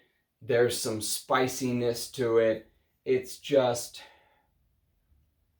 it reminds me of a time where everyone was looking to the future. No one was bickering about this or that, or, you know, while people very well may have bickered, I feel like you were grounded back then. You knew who you were. This reminds me of a man who knows who he is. That's just my take on it. Makes me a little bit emotional. Cartier Santos de Cartier is... I hear the new formulation is also quite nice, but if you can find a vintage, you know me, I would highly encourage it. So there you go. Next on the list, we have... What do we have? We've got number 37, which is this little gem of a fragrance. I have a backup of this too. This is Safari for Men by Ralph Lauren. This is a Cosmere bottle. If you can find a Cosmere bottle, get it. It's the Cosmere distributed bottles that you want if you're going to buy this fragrance. If not, I would probably just say skip it and go to the next one. Oh, this is... Look at the bottle. It looks like kind of like a whiskey decanter glass. It has this masculine, maybe it's because I was a kid in these days. I don't know, but there's just something about late 80s, early 90s that just reminds me of, you know, long summer days and hanging out with friends and all that stuff. And it's so comforting. These fragrances I feel so comfortable in. Like I could wear them all day, every day, never get bored of them. There's more like this coming up. I'll tell you when we get to them. This falls into that category. I mentioned Versace versus Uomo. There's something about these fragrances, late 80s, early 90s, that just has this DNA, this signature that just... You know, it really does move me. I absolutely love Safari, and I would highly recommend that one if you have tastes like mine. Now, we're going to go to number 36. This has that exact same late 80s, early 90s comfort in a bottle. Very similar to Safari. Similar to the Rouge Edt we talked about earlier, but this uses this liquor note, and I can't remember exactly what liquor it is. I think it's either cognac or rum, but because I don't have the note listing in front of me, but it is Ysls Porom. Ysls Porom is my favorite Ysls fragrance. This is the Eau de Toilette. I wish I had the Eau de Parfum. The Eau de Parfum would be a dream find for me. I can't find it. It's impossible to find. And when I do, they want to take my kidney for it. But Ysls Porom, I just love these type of fragrances. These are so me. They're so perfect for me, along with the other ones coming up. Of course, we're getting into the real bangers. Now, next on the list, we have a Trussardi, and it's my favorite Trussardi fragrance.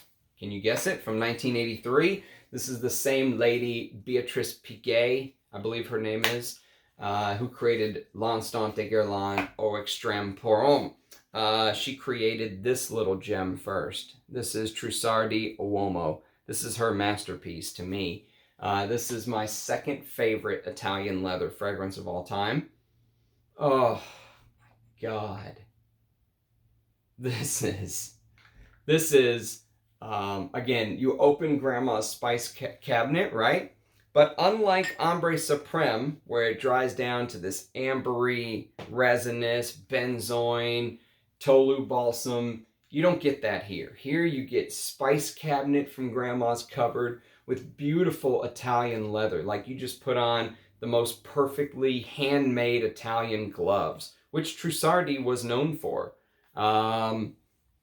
Nicolai Trussardi founded his company as a high-end Italian leather maker. And if you've never felt a Trussardi glove, it's like touching God. I mean, it's like you're in heaven wearing some of these high-end Italian goods. And Trussardi Uomo is that and then some. It speaks to the, it smells like you're in a high-end Italian sports car to some degree. You're in a Lamborghini, but, you still have the hug that your grandmother gave you while her hands were all spicy from cooking right before you left. It has that vibe to it. Trussardi Uomo is, I can't say enough about it. Get this bottle, though. Look at this bottle. Do not get the new one. That looks a little bit different. Get this bottle. The distributor on mine is Selective Beauty. There's also Scannin. There's also the original Trussardi from the 80s that you could get. Any of them. It doesn't matter. Just make sure it's this bottle, and you'll be satisfied. Next on the list, we are getting into the big boys here. Number 34. This is the best fragrance by Calvin Klein. This is Calvin. by Calvin Klein. My God, what a fragrance this is. Calvin Klein Cosmetics. This has one of the best interpretations of chamomile I've ever smelled, ever. Chamomile, it's so masculine. Oh, loads of oak moss. Again, I don't have the note tree in front of me, but there's a ton of notes in here. There's some citruses. I know there's some florals in here. There's definitely some florals in here. But this is another one that I could wear anytime. It's going to be 80 degrees today in Texas. It is April 31st or May 1st. I can't remember. Today it is May 1st. So it's May 1st, going to be 80 degrees. I could easily wear Calvin today. Easily. In fact, I haven't put on a scent of the day, so I could wear anything. Next, we're going to number 33. Number 33 on the list is the highest Davidoff fragrance on the list. Davidoff, the original from 1984, didn't make the list. This one did because it's closer to my DNA. The Davidoff original has more animalics. It has more castoreum. It's a little rougher, but this just goes to show it's not always just about rough animalics. You know, people like me don't just think everything that smells animalic is a masterpiece. I think this is the best fragrance Davidoff has ever done. It has the name of the founder as the name of the fragrance. It's Zino by Davidoff. And Zino Davidoff was the founder of Davidoff. So to have your name on the fragrance, really says something. This is, for whatever reason, these two, along with the Versace versus Uomo, along with some others that are coming later on, like Heritage, Ysls Jazz, they just give me this. I don't know what it is, honestly. There's no other fragrance category that just reminds me of a specific DNA as much as these do. And this kind of kicked it off. This is 1986. This is, I think, 92, 93, somewhere in there. So this is earlier. This is even earlier than Safari. Safari came after this. So this really gets extra points for setting off the trend, if you will. And Zino Davidoff, my God, the rose in this it just comes up like a ship out of the fog. It's so beautiful. The rose, the dark rose. Amazing fragrance. I'm telling you, I'm getting all emotional smelling all these fragrances. They're absolutely stunning. Next on the list. Oh no, we have a problem. My computer just froze. And I don't have anywhere else that these fragrances are. So I'm going to have to do this off of memory. Nothing's easy, and I'm not stopping this video. Next on the list, what was in this spot? What was next on the list? Yes, next on the list was this. And I don't have a full, I'm on my, I'm on a computer that's also hooked up to work. So they may be doing some sort of update, and I don't know. But of course, the timing is impeccable. But we're going to get through this. Next on the list, we have Portos.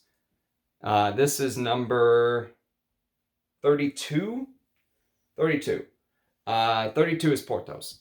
And Portos is... Portos is... I'm going to write this down so I don't forget. Portos. Okay. Portos is this castoreum. Great, perfect example of castoreum. It shares some similarities with this little bad boy that I did a first impression on recently, Igna Silver. But Portos is, I prefer Portos actually. It's a little bit more rough and tumble. There's some beautiful green touches. I want to say maybe some Artemisia, that kind of thing, but absolutely amazing castoreum fragrance. Portos. Number 31, we have this little beauty, Lagerfeld Cologne. My favorite Lagerfeld, I recommended this to Rich Mitch. He got it and absolutely loved it. Make sure you get the one that says Lagerfeld Cologne, not Lagerfeld Classic, okay? That's what I'm going to tell you. Get the one that says Lagerfeld Cologne right here. See how it says Cologne? That's what you want. Any of the ones that say Cologne. Mine is distributed by Bethco. It could be Parfums Lagerfeld. It could be... Oh no, and we lost the list. What a tragedy this is. The list just disappeared on me. Literally an hour, 45 minutes into the video. Absolutely amazing. So that was, I'm gonna do this off of memory. We are going to put my improv skills to the test. That was Lagerfeld. Okay, so we're on to number 30. I don't have the list in front of me. Which one was it? This is an absolute crime right here that has just transpired. I wish I would have wrote them down just in case this inevitability happens. You know what we're going to do? We're going to wait because it says in 38 seconds that it's trying to reconnect and it's going to stop. I think I know what's next, but I'm not 100% sure, and I want to stay true to the list. I can show you the remaining 30 fragrances, and I think I can get pretty darn close once we get down to the top 10, but I don't remember exactly how I ranked number 30 to number 10. So I would really like to have my list back. So let's see what this computer does. It says T minus 10 seconds. 7, 6, 5. I'm going to hydrate while we wait. You guys talk amongst yourselves.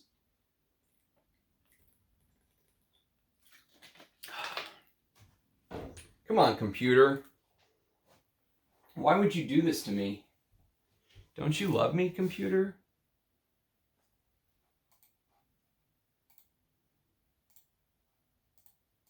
Okay, we're going to try this. Hang on, I got to reconnect. Don't go anywhere. It's going to want me to verify something on my phone.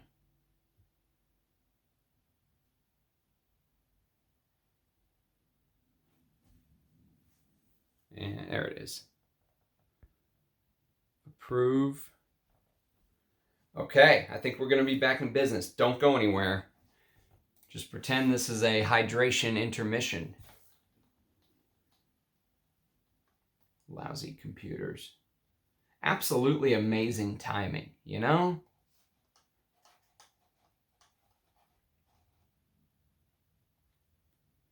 Come on, computer. Let's go, baby.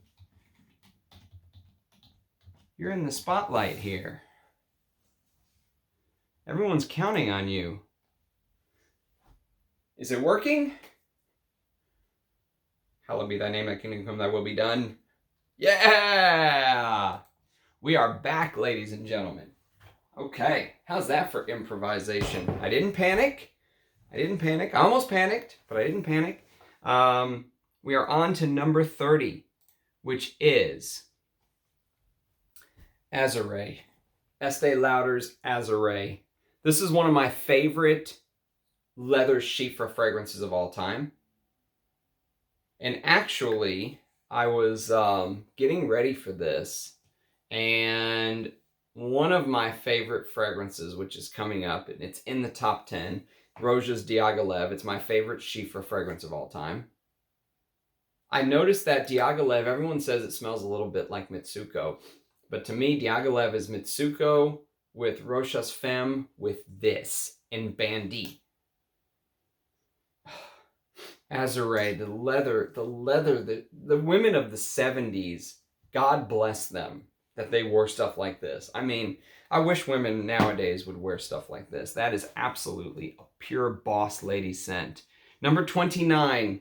Some of you are going to get very upset this is number 29 because this could be number 1. And if you were doing best fragrances, technically the best fragrances ever, it would be there. But for me, this is 29. This is Mitsuko. This is probably number 1 if you do best technically fragrances of all time. And I chipped my bottle getting it out for you guys. So I hope you appreciate the commitment and passion that I have. my God, probably technically the best fragrance ever made. It's a Chypre fragrance. If you want to spend $35 and get the most complex Chypre ever, this and Roche's Femme, the value for money is through the roof. Who created this? Jacques Guerlain? Mitsuko. I mean, probably some people are going to be upset that's 29, but I got to be honest with you. Now, there's one Creed that took from an old Guerlain, I think, and made their own fragrance in the 1980s that I like to wear a little bit more than Mitsuko. This is called Creed's Venezia. This is a vintage bottle. You can see from the way that the packaging is. It's shiny. It's not the usual Creed packaging. It has a very short ingredient list. I got this from Amouage. I don't think he has any more. But I will tell you that Venezia is an absolute revelation. Some people bought this off of my recommendation early in the channel, and they reported back that yes, indeed, this deserves all of the hype that I gave it, because it's not a complex fragrance. It's actually a simple fragrance, but the ingredients are absolutely amazing. This is one of my favorite vanilla fragrances, but it's more than that. It's bergamot, dirty vanilla. It'll remind you a little bit of Shalimar, but it has this Mysore sandalwood, this creamy Creed. You know, Creed used to be known for the quality of their ingredients, and they, you know, Olivier Creed used to get a little bit of a reputation in the community for telling perfumers to spend as much money as you want. Don't worry about saving money on the cost, because reformulating and keeping costs down was part of the business. He went the other way, and he charged more for that. But back in the day, when they used to actually use higher quality materials and not just give you niche pricing with the same kind of juice you're getting at the designer counter, like what's happening now with I think there is a crisis in niche land. I think a lot of these brands nowadays don't know where they're going. They're lost. They can't see the stars to guide their ship home. They're literally lost at sea, and they're just throwing stuff out and pricing it at $500, $700, $800, $900, $1,000, and hoping people will buy it. And it's a terrible strategy. But back in the day, they used to do stuff like this. Look at the juice. You can tell it's got vanilla in it because it's so dark. That vanilla changes color over the years. There's a fragrance that this was heavily inspired by that's going to be in my top 10 called Shalimar. And, excuse me, this easily could have been right there with it. I love wearing this fragrance. Love it. And as you can see, this is a women's fragrance, right? I am not discriminating against women's fragrances. There are some women's fragrances that I absolutely adore wearing. And this is one of them. This deserves way more hype than it's getting. Not enough people talk about Venezia. I don't know if it's discontinued or not. All I can say is that I'm in love with this fragrance. You know, if you wanted a vanilla fragrance, if you said, Ramsey, go pick a vanilla fragrance to keep, it would be this in Shalimar, probably. So Venezia takes the cake at number 28. Number 27. This one, you might be shocked it's this high, but it has this, I believe this is a Raymond Cheylan fragrance, if I'm not mistaken. But this has this honey accord that just gets me every time because it's this fresh honey. This is what Cartier's L'Envol should have been, okay? This is called Overture Man. If you want to wear a honey fragrance that is not super heavy, that's going to weigh you down, if you want to wear something like this in the spring, summer, Overture Man is perfect. It's my favorite Overture fragrance. And I have the reformulated one, I guess you could call it.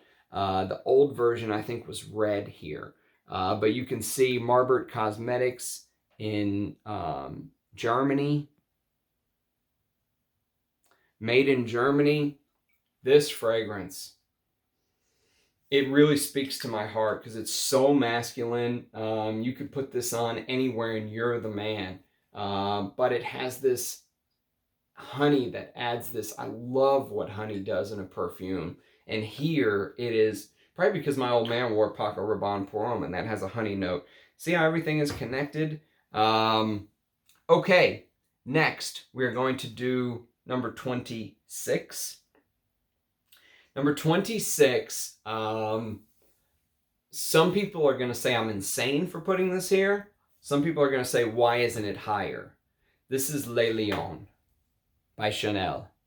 This is the only other bottle other than Music for a While that I wish I would have gotten bigger. I wish I would have done the 200 ml, not the 75 ml. I'm happy to have it because prices went up after I bought it. But I wish I would have got the big boy bottle of this. This is so good. This is the best labdanum fragrance in the world. The best labdanum. This is better than Roja's Hot Luxe, which is a $3,500 perfume. This is better. This is smoky lavender done, or sorry, smoky labdanum done to absolute perfection. I don't know how you could improve on this. This is, this shows you labdanum in almost like its true form.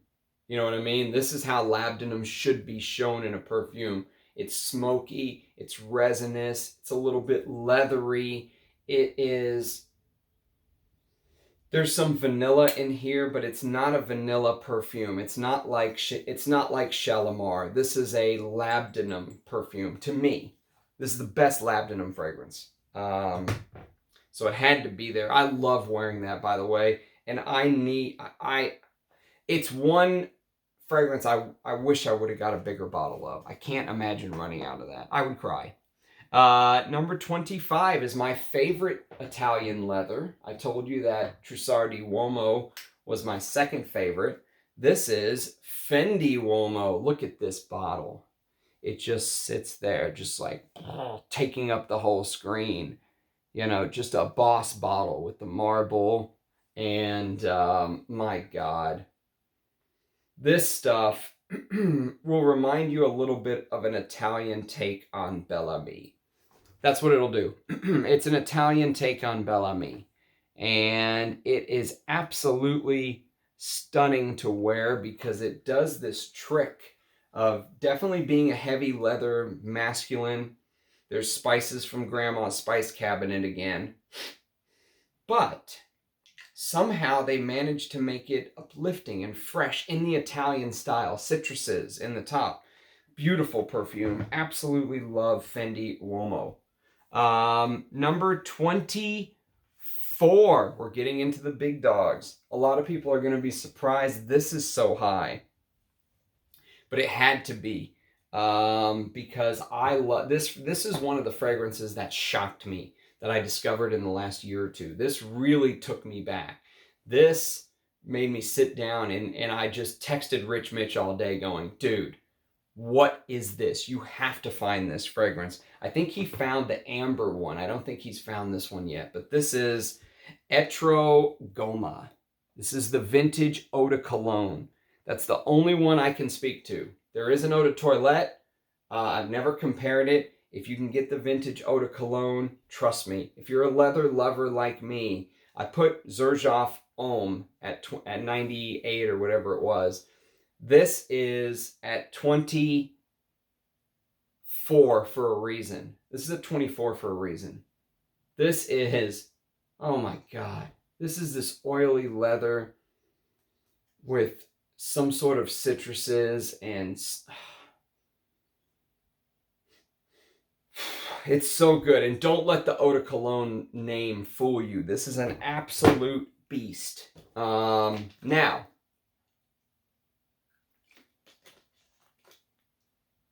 number 23. Bertrand Duchaufour's masterpiece. This is Jubilation 25 by Amouage.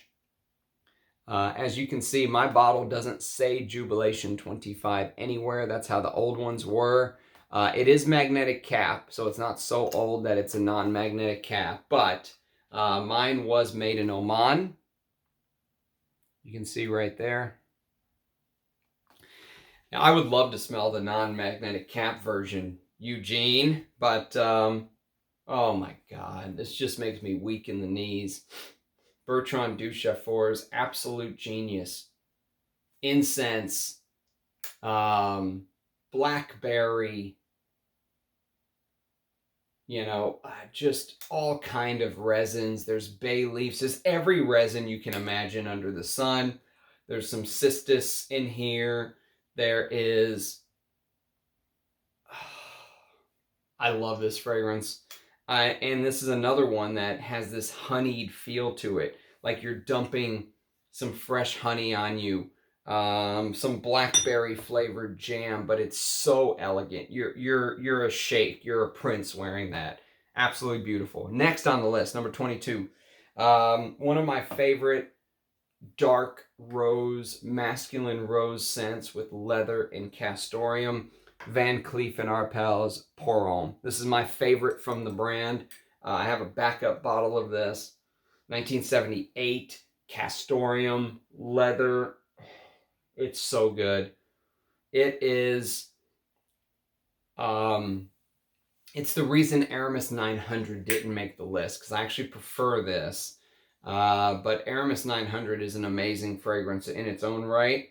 The other masculine rose fragrance that you should check out, if you're into these kind of masculine rose fragrances, is another one that just missed out on the top 100, and that's Actor by Azzaro. But again, it's not in the list. I just wanted to show you a masculine rose fragrance that, so Aramis 900, Actor, and Van Cleef and Arpels Porom. The rose in this is, it's perfect. I mean, contrasting that elegant, dark, jammy rose with the animalic castor. They used the castoreum accord to create a leather accord, is what they did. So they used the castoreum note to create the leather accord here. And that's my favorite way that leather is used. Van Cleef and Arpels Porom. Now, this one, number 21, is a discontinued fragrance that is back in stock at places like Fragrance by CA. You can buy this right now for $20-something. Even though it's long discontinued, they found another batch somewhere in a warehouse or whatever it is. This is Furio. My favorite Jacques Bogart. This is synthetic civet. It is. It's synthetic civet. Mine is the newer bottle, not the older style. But I don't even care. I love this perfume. I love how challenging it is. I love how the rose just kind of creeps in. I love the it's so tenacious. That fragrance is absolutely tenacious. If you're big into like, I need a beast mode fragrance, just get Furio. Number 20, one of the greatest fragrances of all time. This is a Jean-Paul Guerlain, and this is Abbey Rouge. EDT, only the EDT on this one. I'm not doing Abbey Rouge EDP, dress code. No, this one gets a spot on its own. Abbey Rouge EDT, that's my preference. It's it does have a little bit of that nod to, it is the masculine Shalimar, but I love the interplay between the citruses, and then in my bottle, I have an older bottle of this as well. The leather really does start to come out, but there is definitely vanilla in here. Vanilla in a masculine scent was, very edgy back then. This is the 1960s Abbey Rouge came out. Number 19. We are on to YSL, and we're back to the perfumes that I feel comfortable in. This is YSL's Jazz. I absolutely adore the original Jazz. It's so good. It has that, you know, heritage, that Escada Porom, that safari feel. It's that late 80s, early 90s. And if you can find one of these black and white bottles, I would highly encourage it. The other nice thing about these bottles, they let no sunlight in, right? So even if someone was an idiot and left it on the windowsill, at least the sun isn't directly beaming on the fragrance itself. So I'm a fan. Where are we? Number 18. One of the greatest masculines of all time. You guys have no idea how hard it was to do this list. I would love to see some of my fellow frag cohorts do a list like this, because I would love to compare and contrast, because you could make a rough draft, but once you actually put it together, you're really going, oh my God, how could I put this here? I struggled with this one, but it has to be here because it's the truest spot I can put it. Number 18, Guerlain's Derby. It almost feels like Derby is a Spanish leather fragrance to me. There is leather, but it's not the focal point of the fragrance. You have to search for it. Kind of like Abbey Rouge. Abbey Rouge has leather, but you have to look for it later in the dry down. This is all about the nutmeg in the opening, the spices. It's so masculine. It's so elegant. If I went to go to a boardroom to meet the CEO or something like that, give a very important presentation, Derby. Derby just puts you in that serious business. I'm going to go close the deal. I'm going to go give the best presentation of my life. I'm going to go, you know, really wow people with what fine taste you have. Derby. Even in the new bottles, I have a decant of the new one. Thierry Vassar did a fantastic job reformulating Derby. But if you can find these older bottles, or if you're really lucky, if you find the old Eagle bottles, the Centurion bottles, if you will, Old Derby is... it could be number one on any masculine lover's list. Okay, number 17.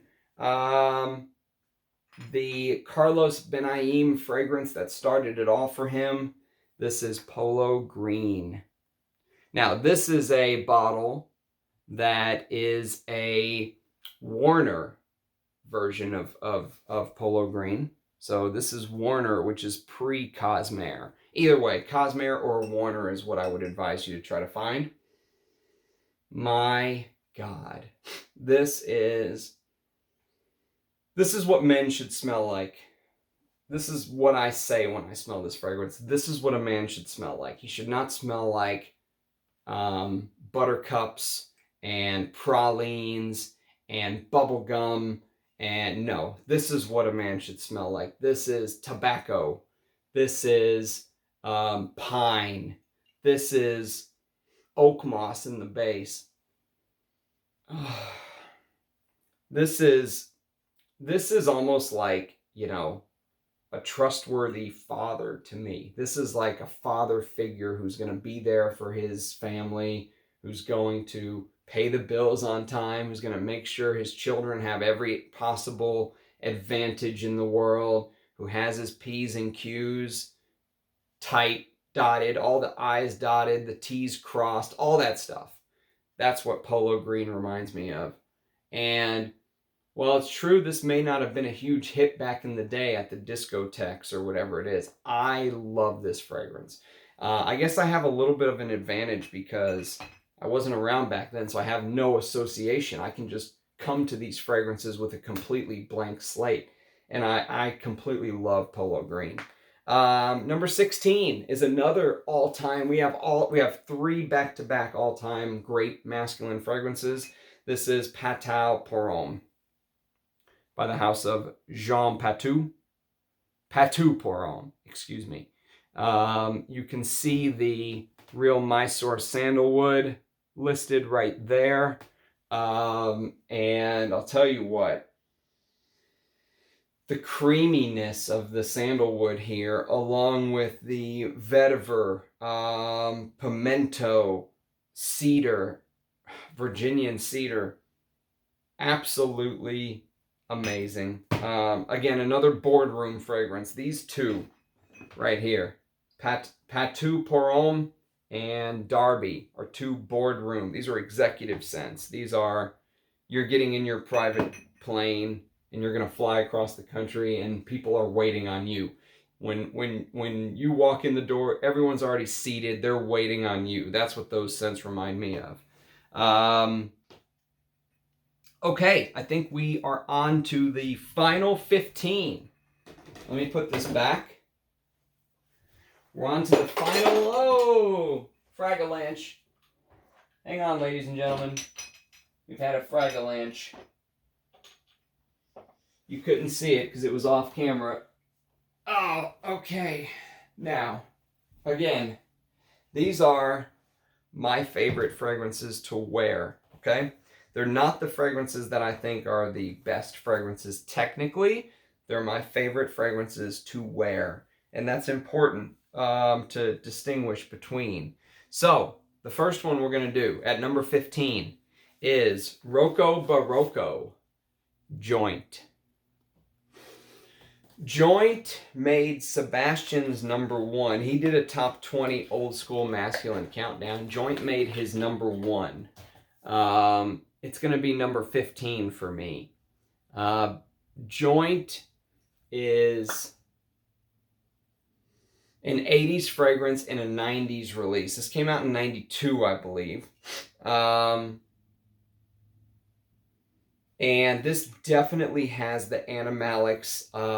If you like this, I would recommend getting Rocco Barocco Porom as well. And if you like Porom, I'd recommend trying to get Joint Porom. Joint is just, there's honey. It's almost like in the same category as, you know, the Koroses, the Antaises, the Lapidus Poroms. It's in that category. The dirty fragrances. Boss number 1, it's in that category. But for whatever reason, you can still find these pretty cheap. I got this from Amouage at Enchanté. I have 100 ml backup as well, but I still see them floating around eBay. They can be had for a relatively good price for now. But this is one I totally see rising. I mean, this is the old, you can see the old shortened ingredient list there, but Joint is, for me, I'm very at home in Joint. Number 14 is Parfumeur, who we talked a lot about yesterday.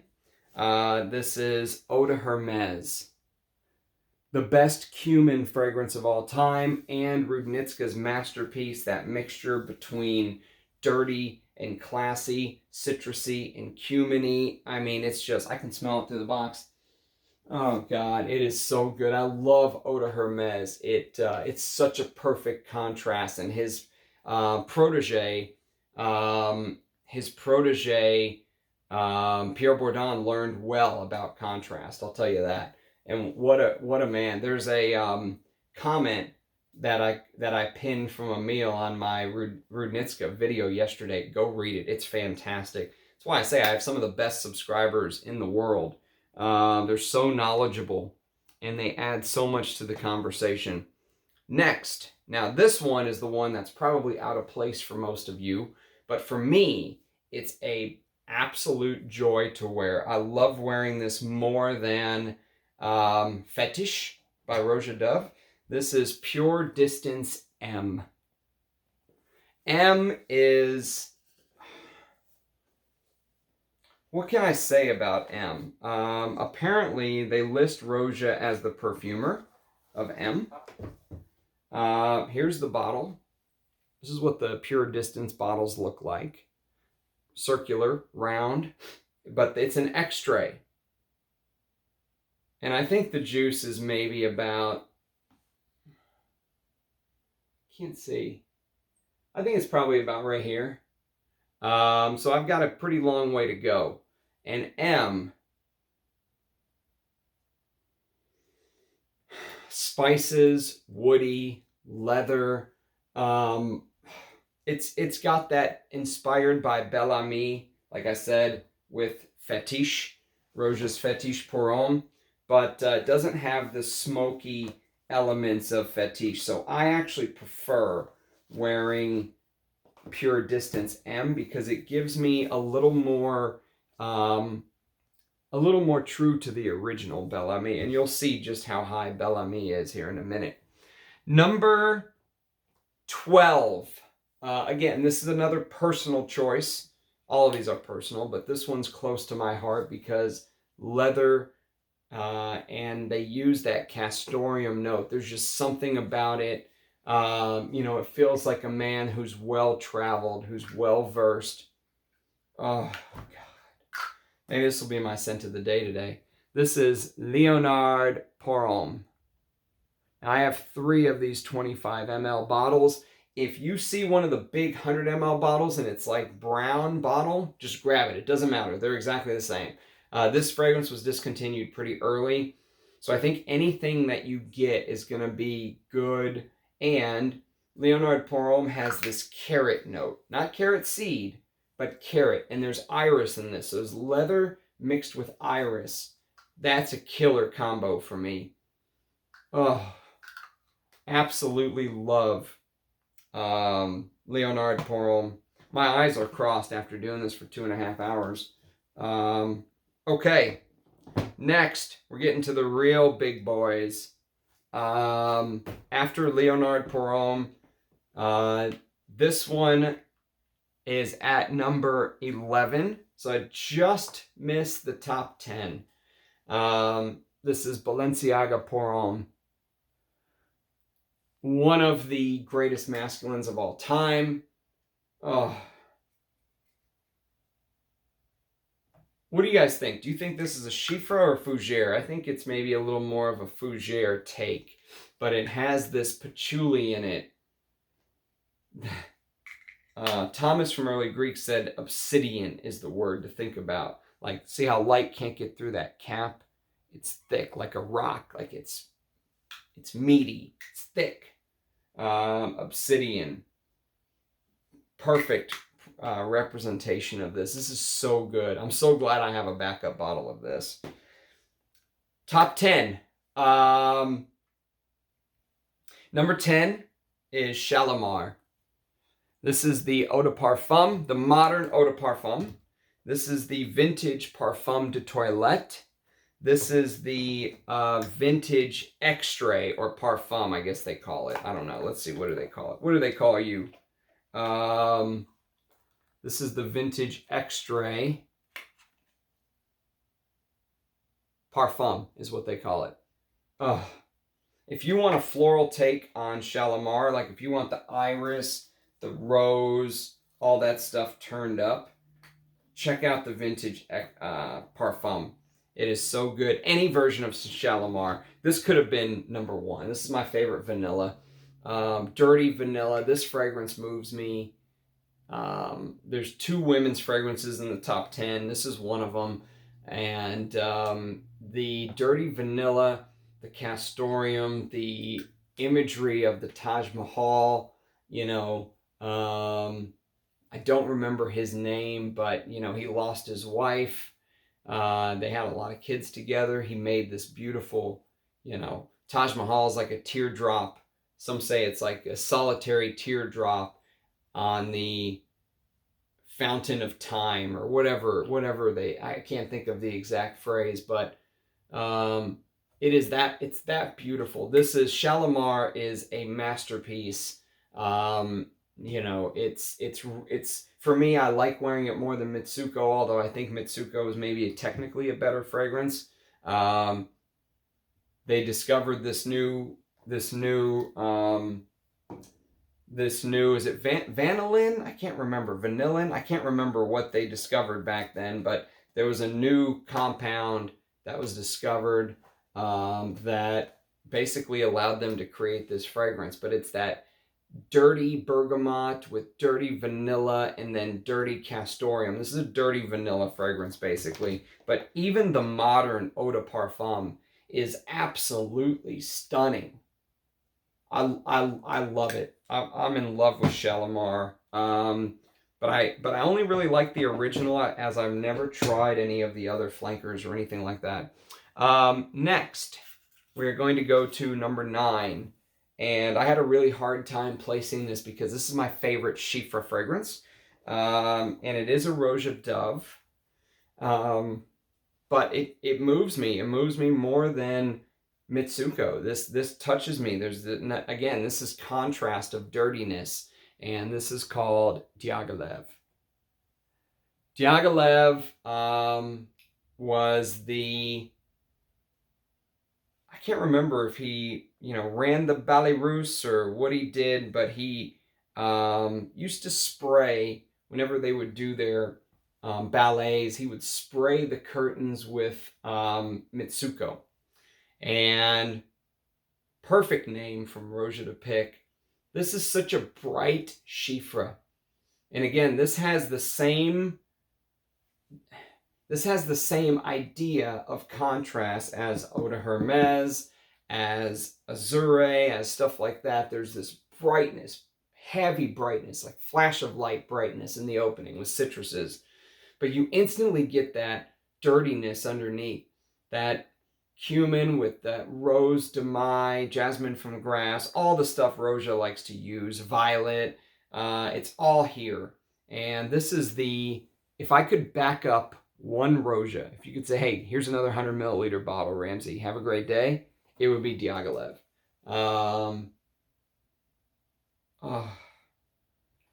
Every time I smell it, I want to wear it.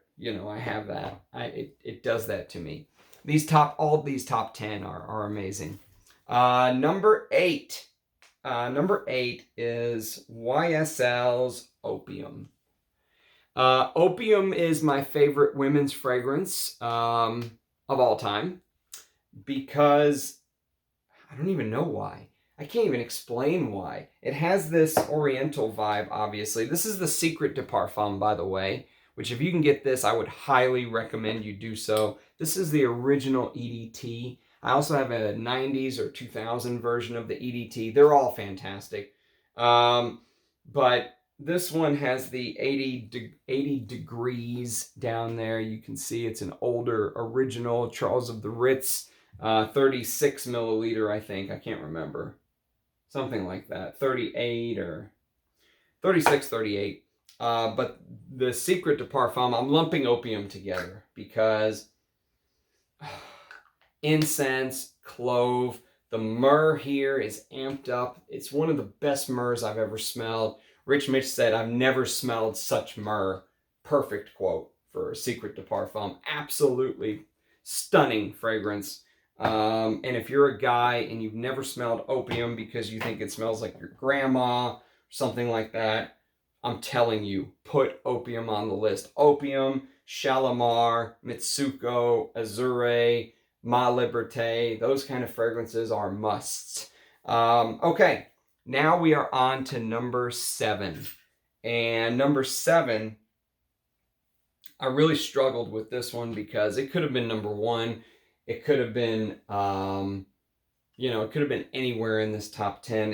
It's my favorite masculine Guerlain of all time, and this is Heritage.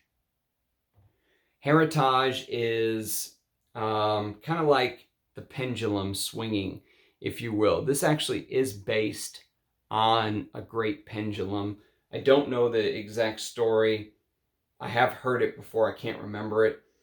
Just like I can't remember the notes. There's 25 notes or something in this, but forget the notes. The impression that this leaves is you get a little bit of this forced floor opening. You get reminded of Guerlains from the past, right? So you get reminded of Mouchoir de Monsieur, which just missed the top 100. You get reminded of Jiki. If you've smelled Jiki, you'll smell Jiki in the opening on this. But very briefly, there is none of that halitosis note you get from Jiki.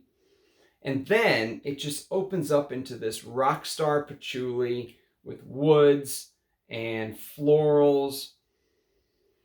The patchouli in this is mind-bogglingly good. So good that L'Instant de Guerlain was based off of the patchouli in this fragrance. They created a masterpiece, and it connects the House of Guerlain from fragrances past to fragrances in the future. stunning fragrance. 7 for a reason. Could have easily been higher, but that's where I had to put it. Number 6. Number 6 is Hugo Boss number 1. I have an old bottle that doesn't say number 1 right here. They're either way, just try to get one that was made by Eurocos, I would say. If you can swing it. Giorgio Beverly Hills owned Hugo Boss back then. I mean, look at the atomizer. Animalics, honey. It does have a little bit of that men's bathroom accord. This is my favorite honey fragrance. It's perfect. This is Hugo Boss's best fragrance. One of the fragrance reviewers recently did a top 10 Hugo Boss. They didn't put Boss Spirit. They didn't put Boss Sport. And they didn't put Hugo Boss number 1. It was all Boss Bottled Oud this and the scent accord that. This is the best fragrance Hugo Boss has ever done. Ever. Trust me. It's so good. It's so me. It's so me. I love honey. I love animalics. This has it all. This has tobacco in it too for the winters. I want to wear this every single day in the winter. Number 6, Hugo Boss number 1. Number 5 is the highest patchouli on this list. This is probably my favorite animalic patchouli of all time. This is the Grandfather Givenchy Gentleman Eau de Toilette at number 5. Givenchy Gentleman Eau de Toilette at number 5 from 1974. Oh my God. This is castoreum, animalic, honey, patchouli. This is my favorite patchouli. If you could say, Ramsey, pick a patchouli to wear for the rest of your life, I'm taking vintage Givenchy Gentleman. Moods Uomo is also very good, but it doesn't do what Givenchy Gentleman does for me. There's something about that honeyed. Now, patchouli, Rich Mitch and I have joked when I first started my channel, we're going to do a video called Patchouli Through the Years, because there is a little bit of a, it started here, Pierre Cardin Pour Monsieur in 72. It went to Givenchy Gentleman 74.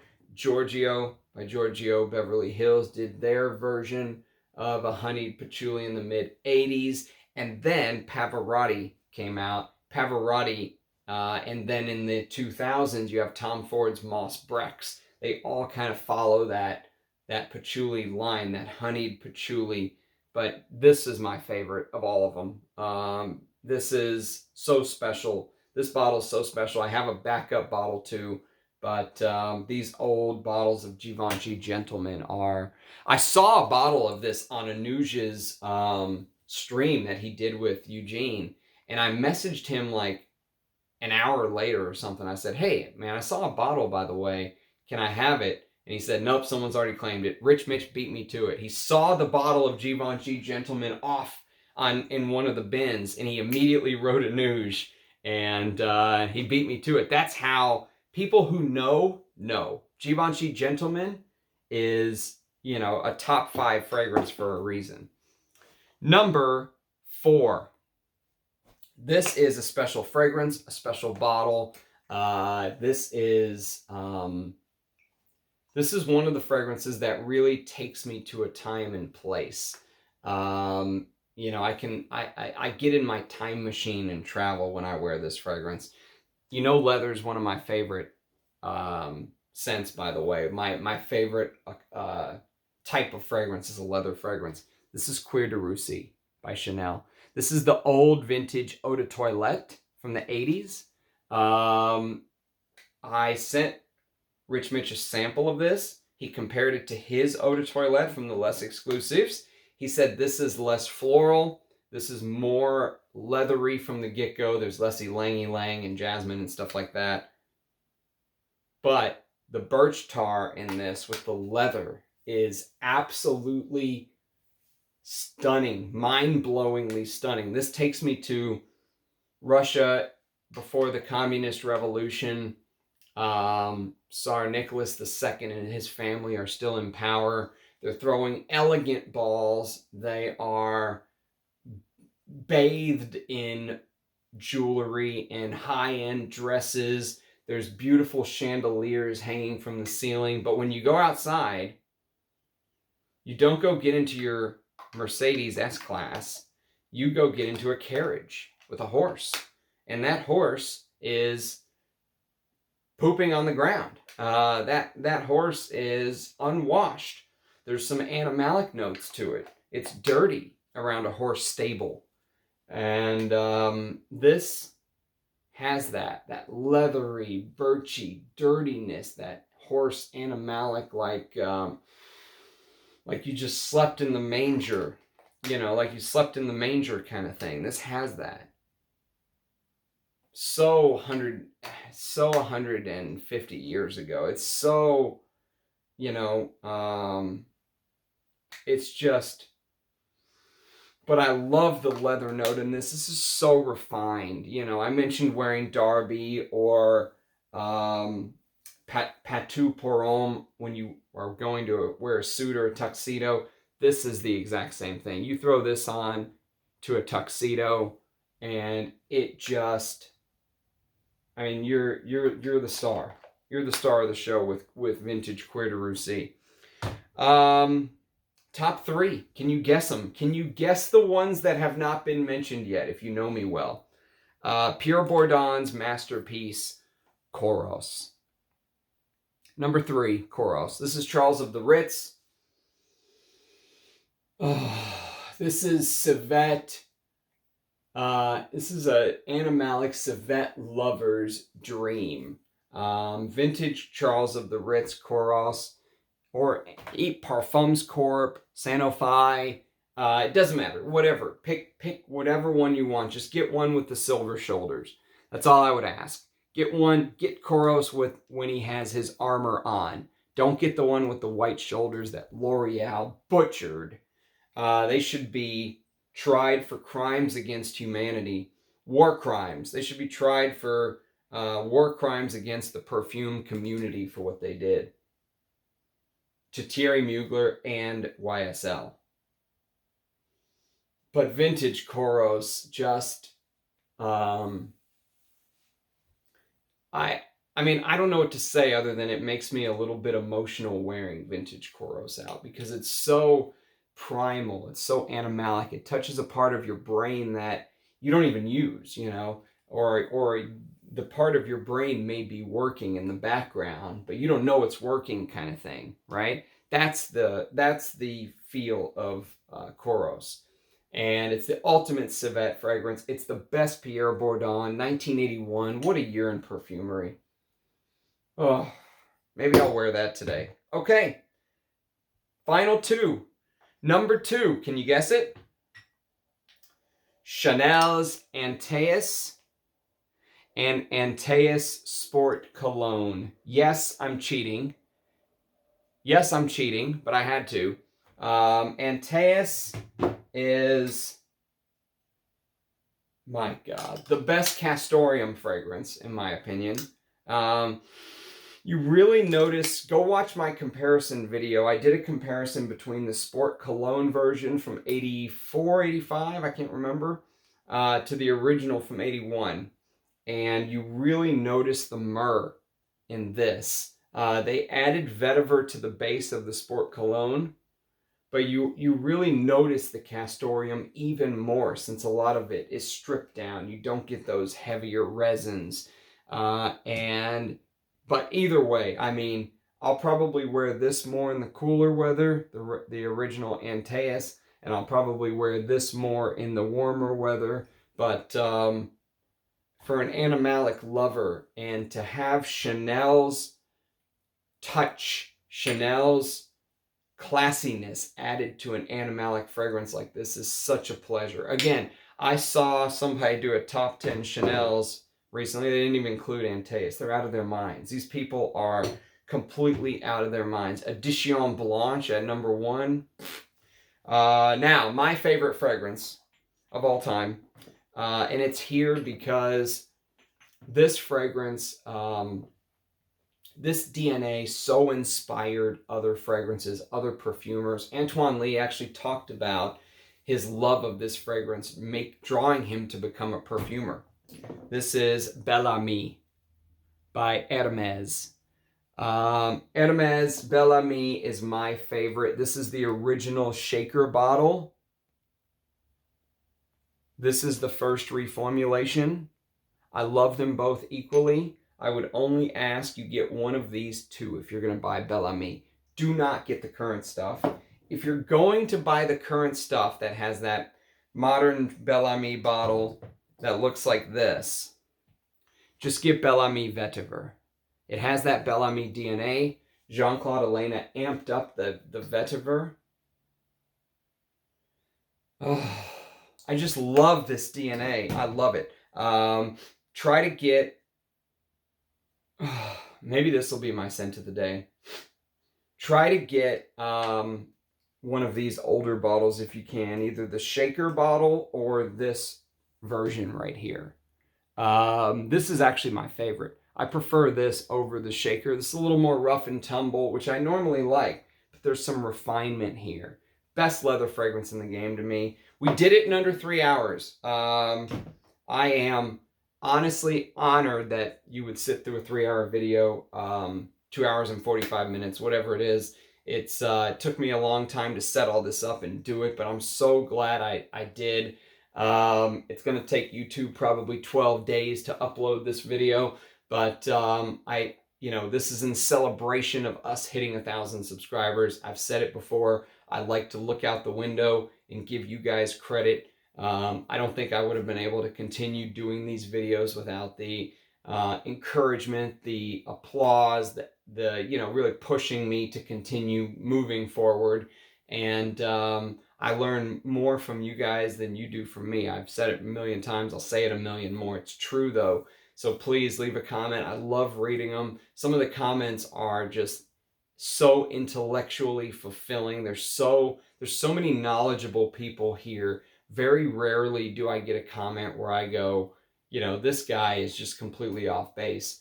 It does happen, but normally I would say 99.9% of people who are here, we are all like-minded. And, we found ourselves a little tribe where we can love perfume, but also talk about other things. We can talk about life and history and all that stuff. And but in the perfume context. And so I really do appreciate that. I love the interaction. I hope you guys enjoy this video. Let me know what you think. Let me know what are your top 10. Or let me know what you make of my top 100 list. What you think the next one should be. Should I do the top 100 technically best perfumes? Or should I do the 50 to 150 to 101, which just missed out on the list? Or what should be the next milestone when we break 5,000, 10,000 subs? That's down the road. That's a long way down the road though. So a like and a subscription does always help the channel. It does help with the visibility. It helps people find me organically. I want people to stumble across me when they're looking for vintage perfume or when they're looking for, the intellectual perfume channel. I don't want to be the top 10, top 10 panty dropper. I don't want to do any of that. That doesn't interest me anymore. Top 10 steal your girlfriend scents. No, those don't interest me anymore. I want to take it to the next level, the higher plane. And I think we are doing that as a community. That's the part that I love about this so much. So I really appreciate you watching and sharing and commenting and all that good stuff. And I can't wait to read your comments below. So cheers, guys. And I'll see you again. Congrats on 1,000 subscribers to everyone. Thanks for getting us there. We'll see you next time. Bye-bye.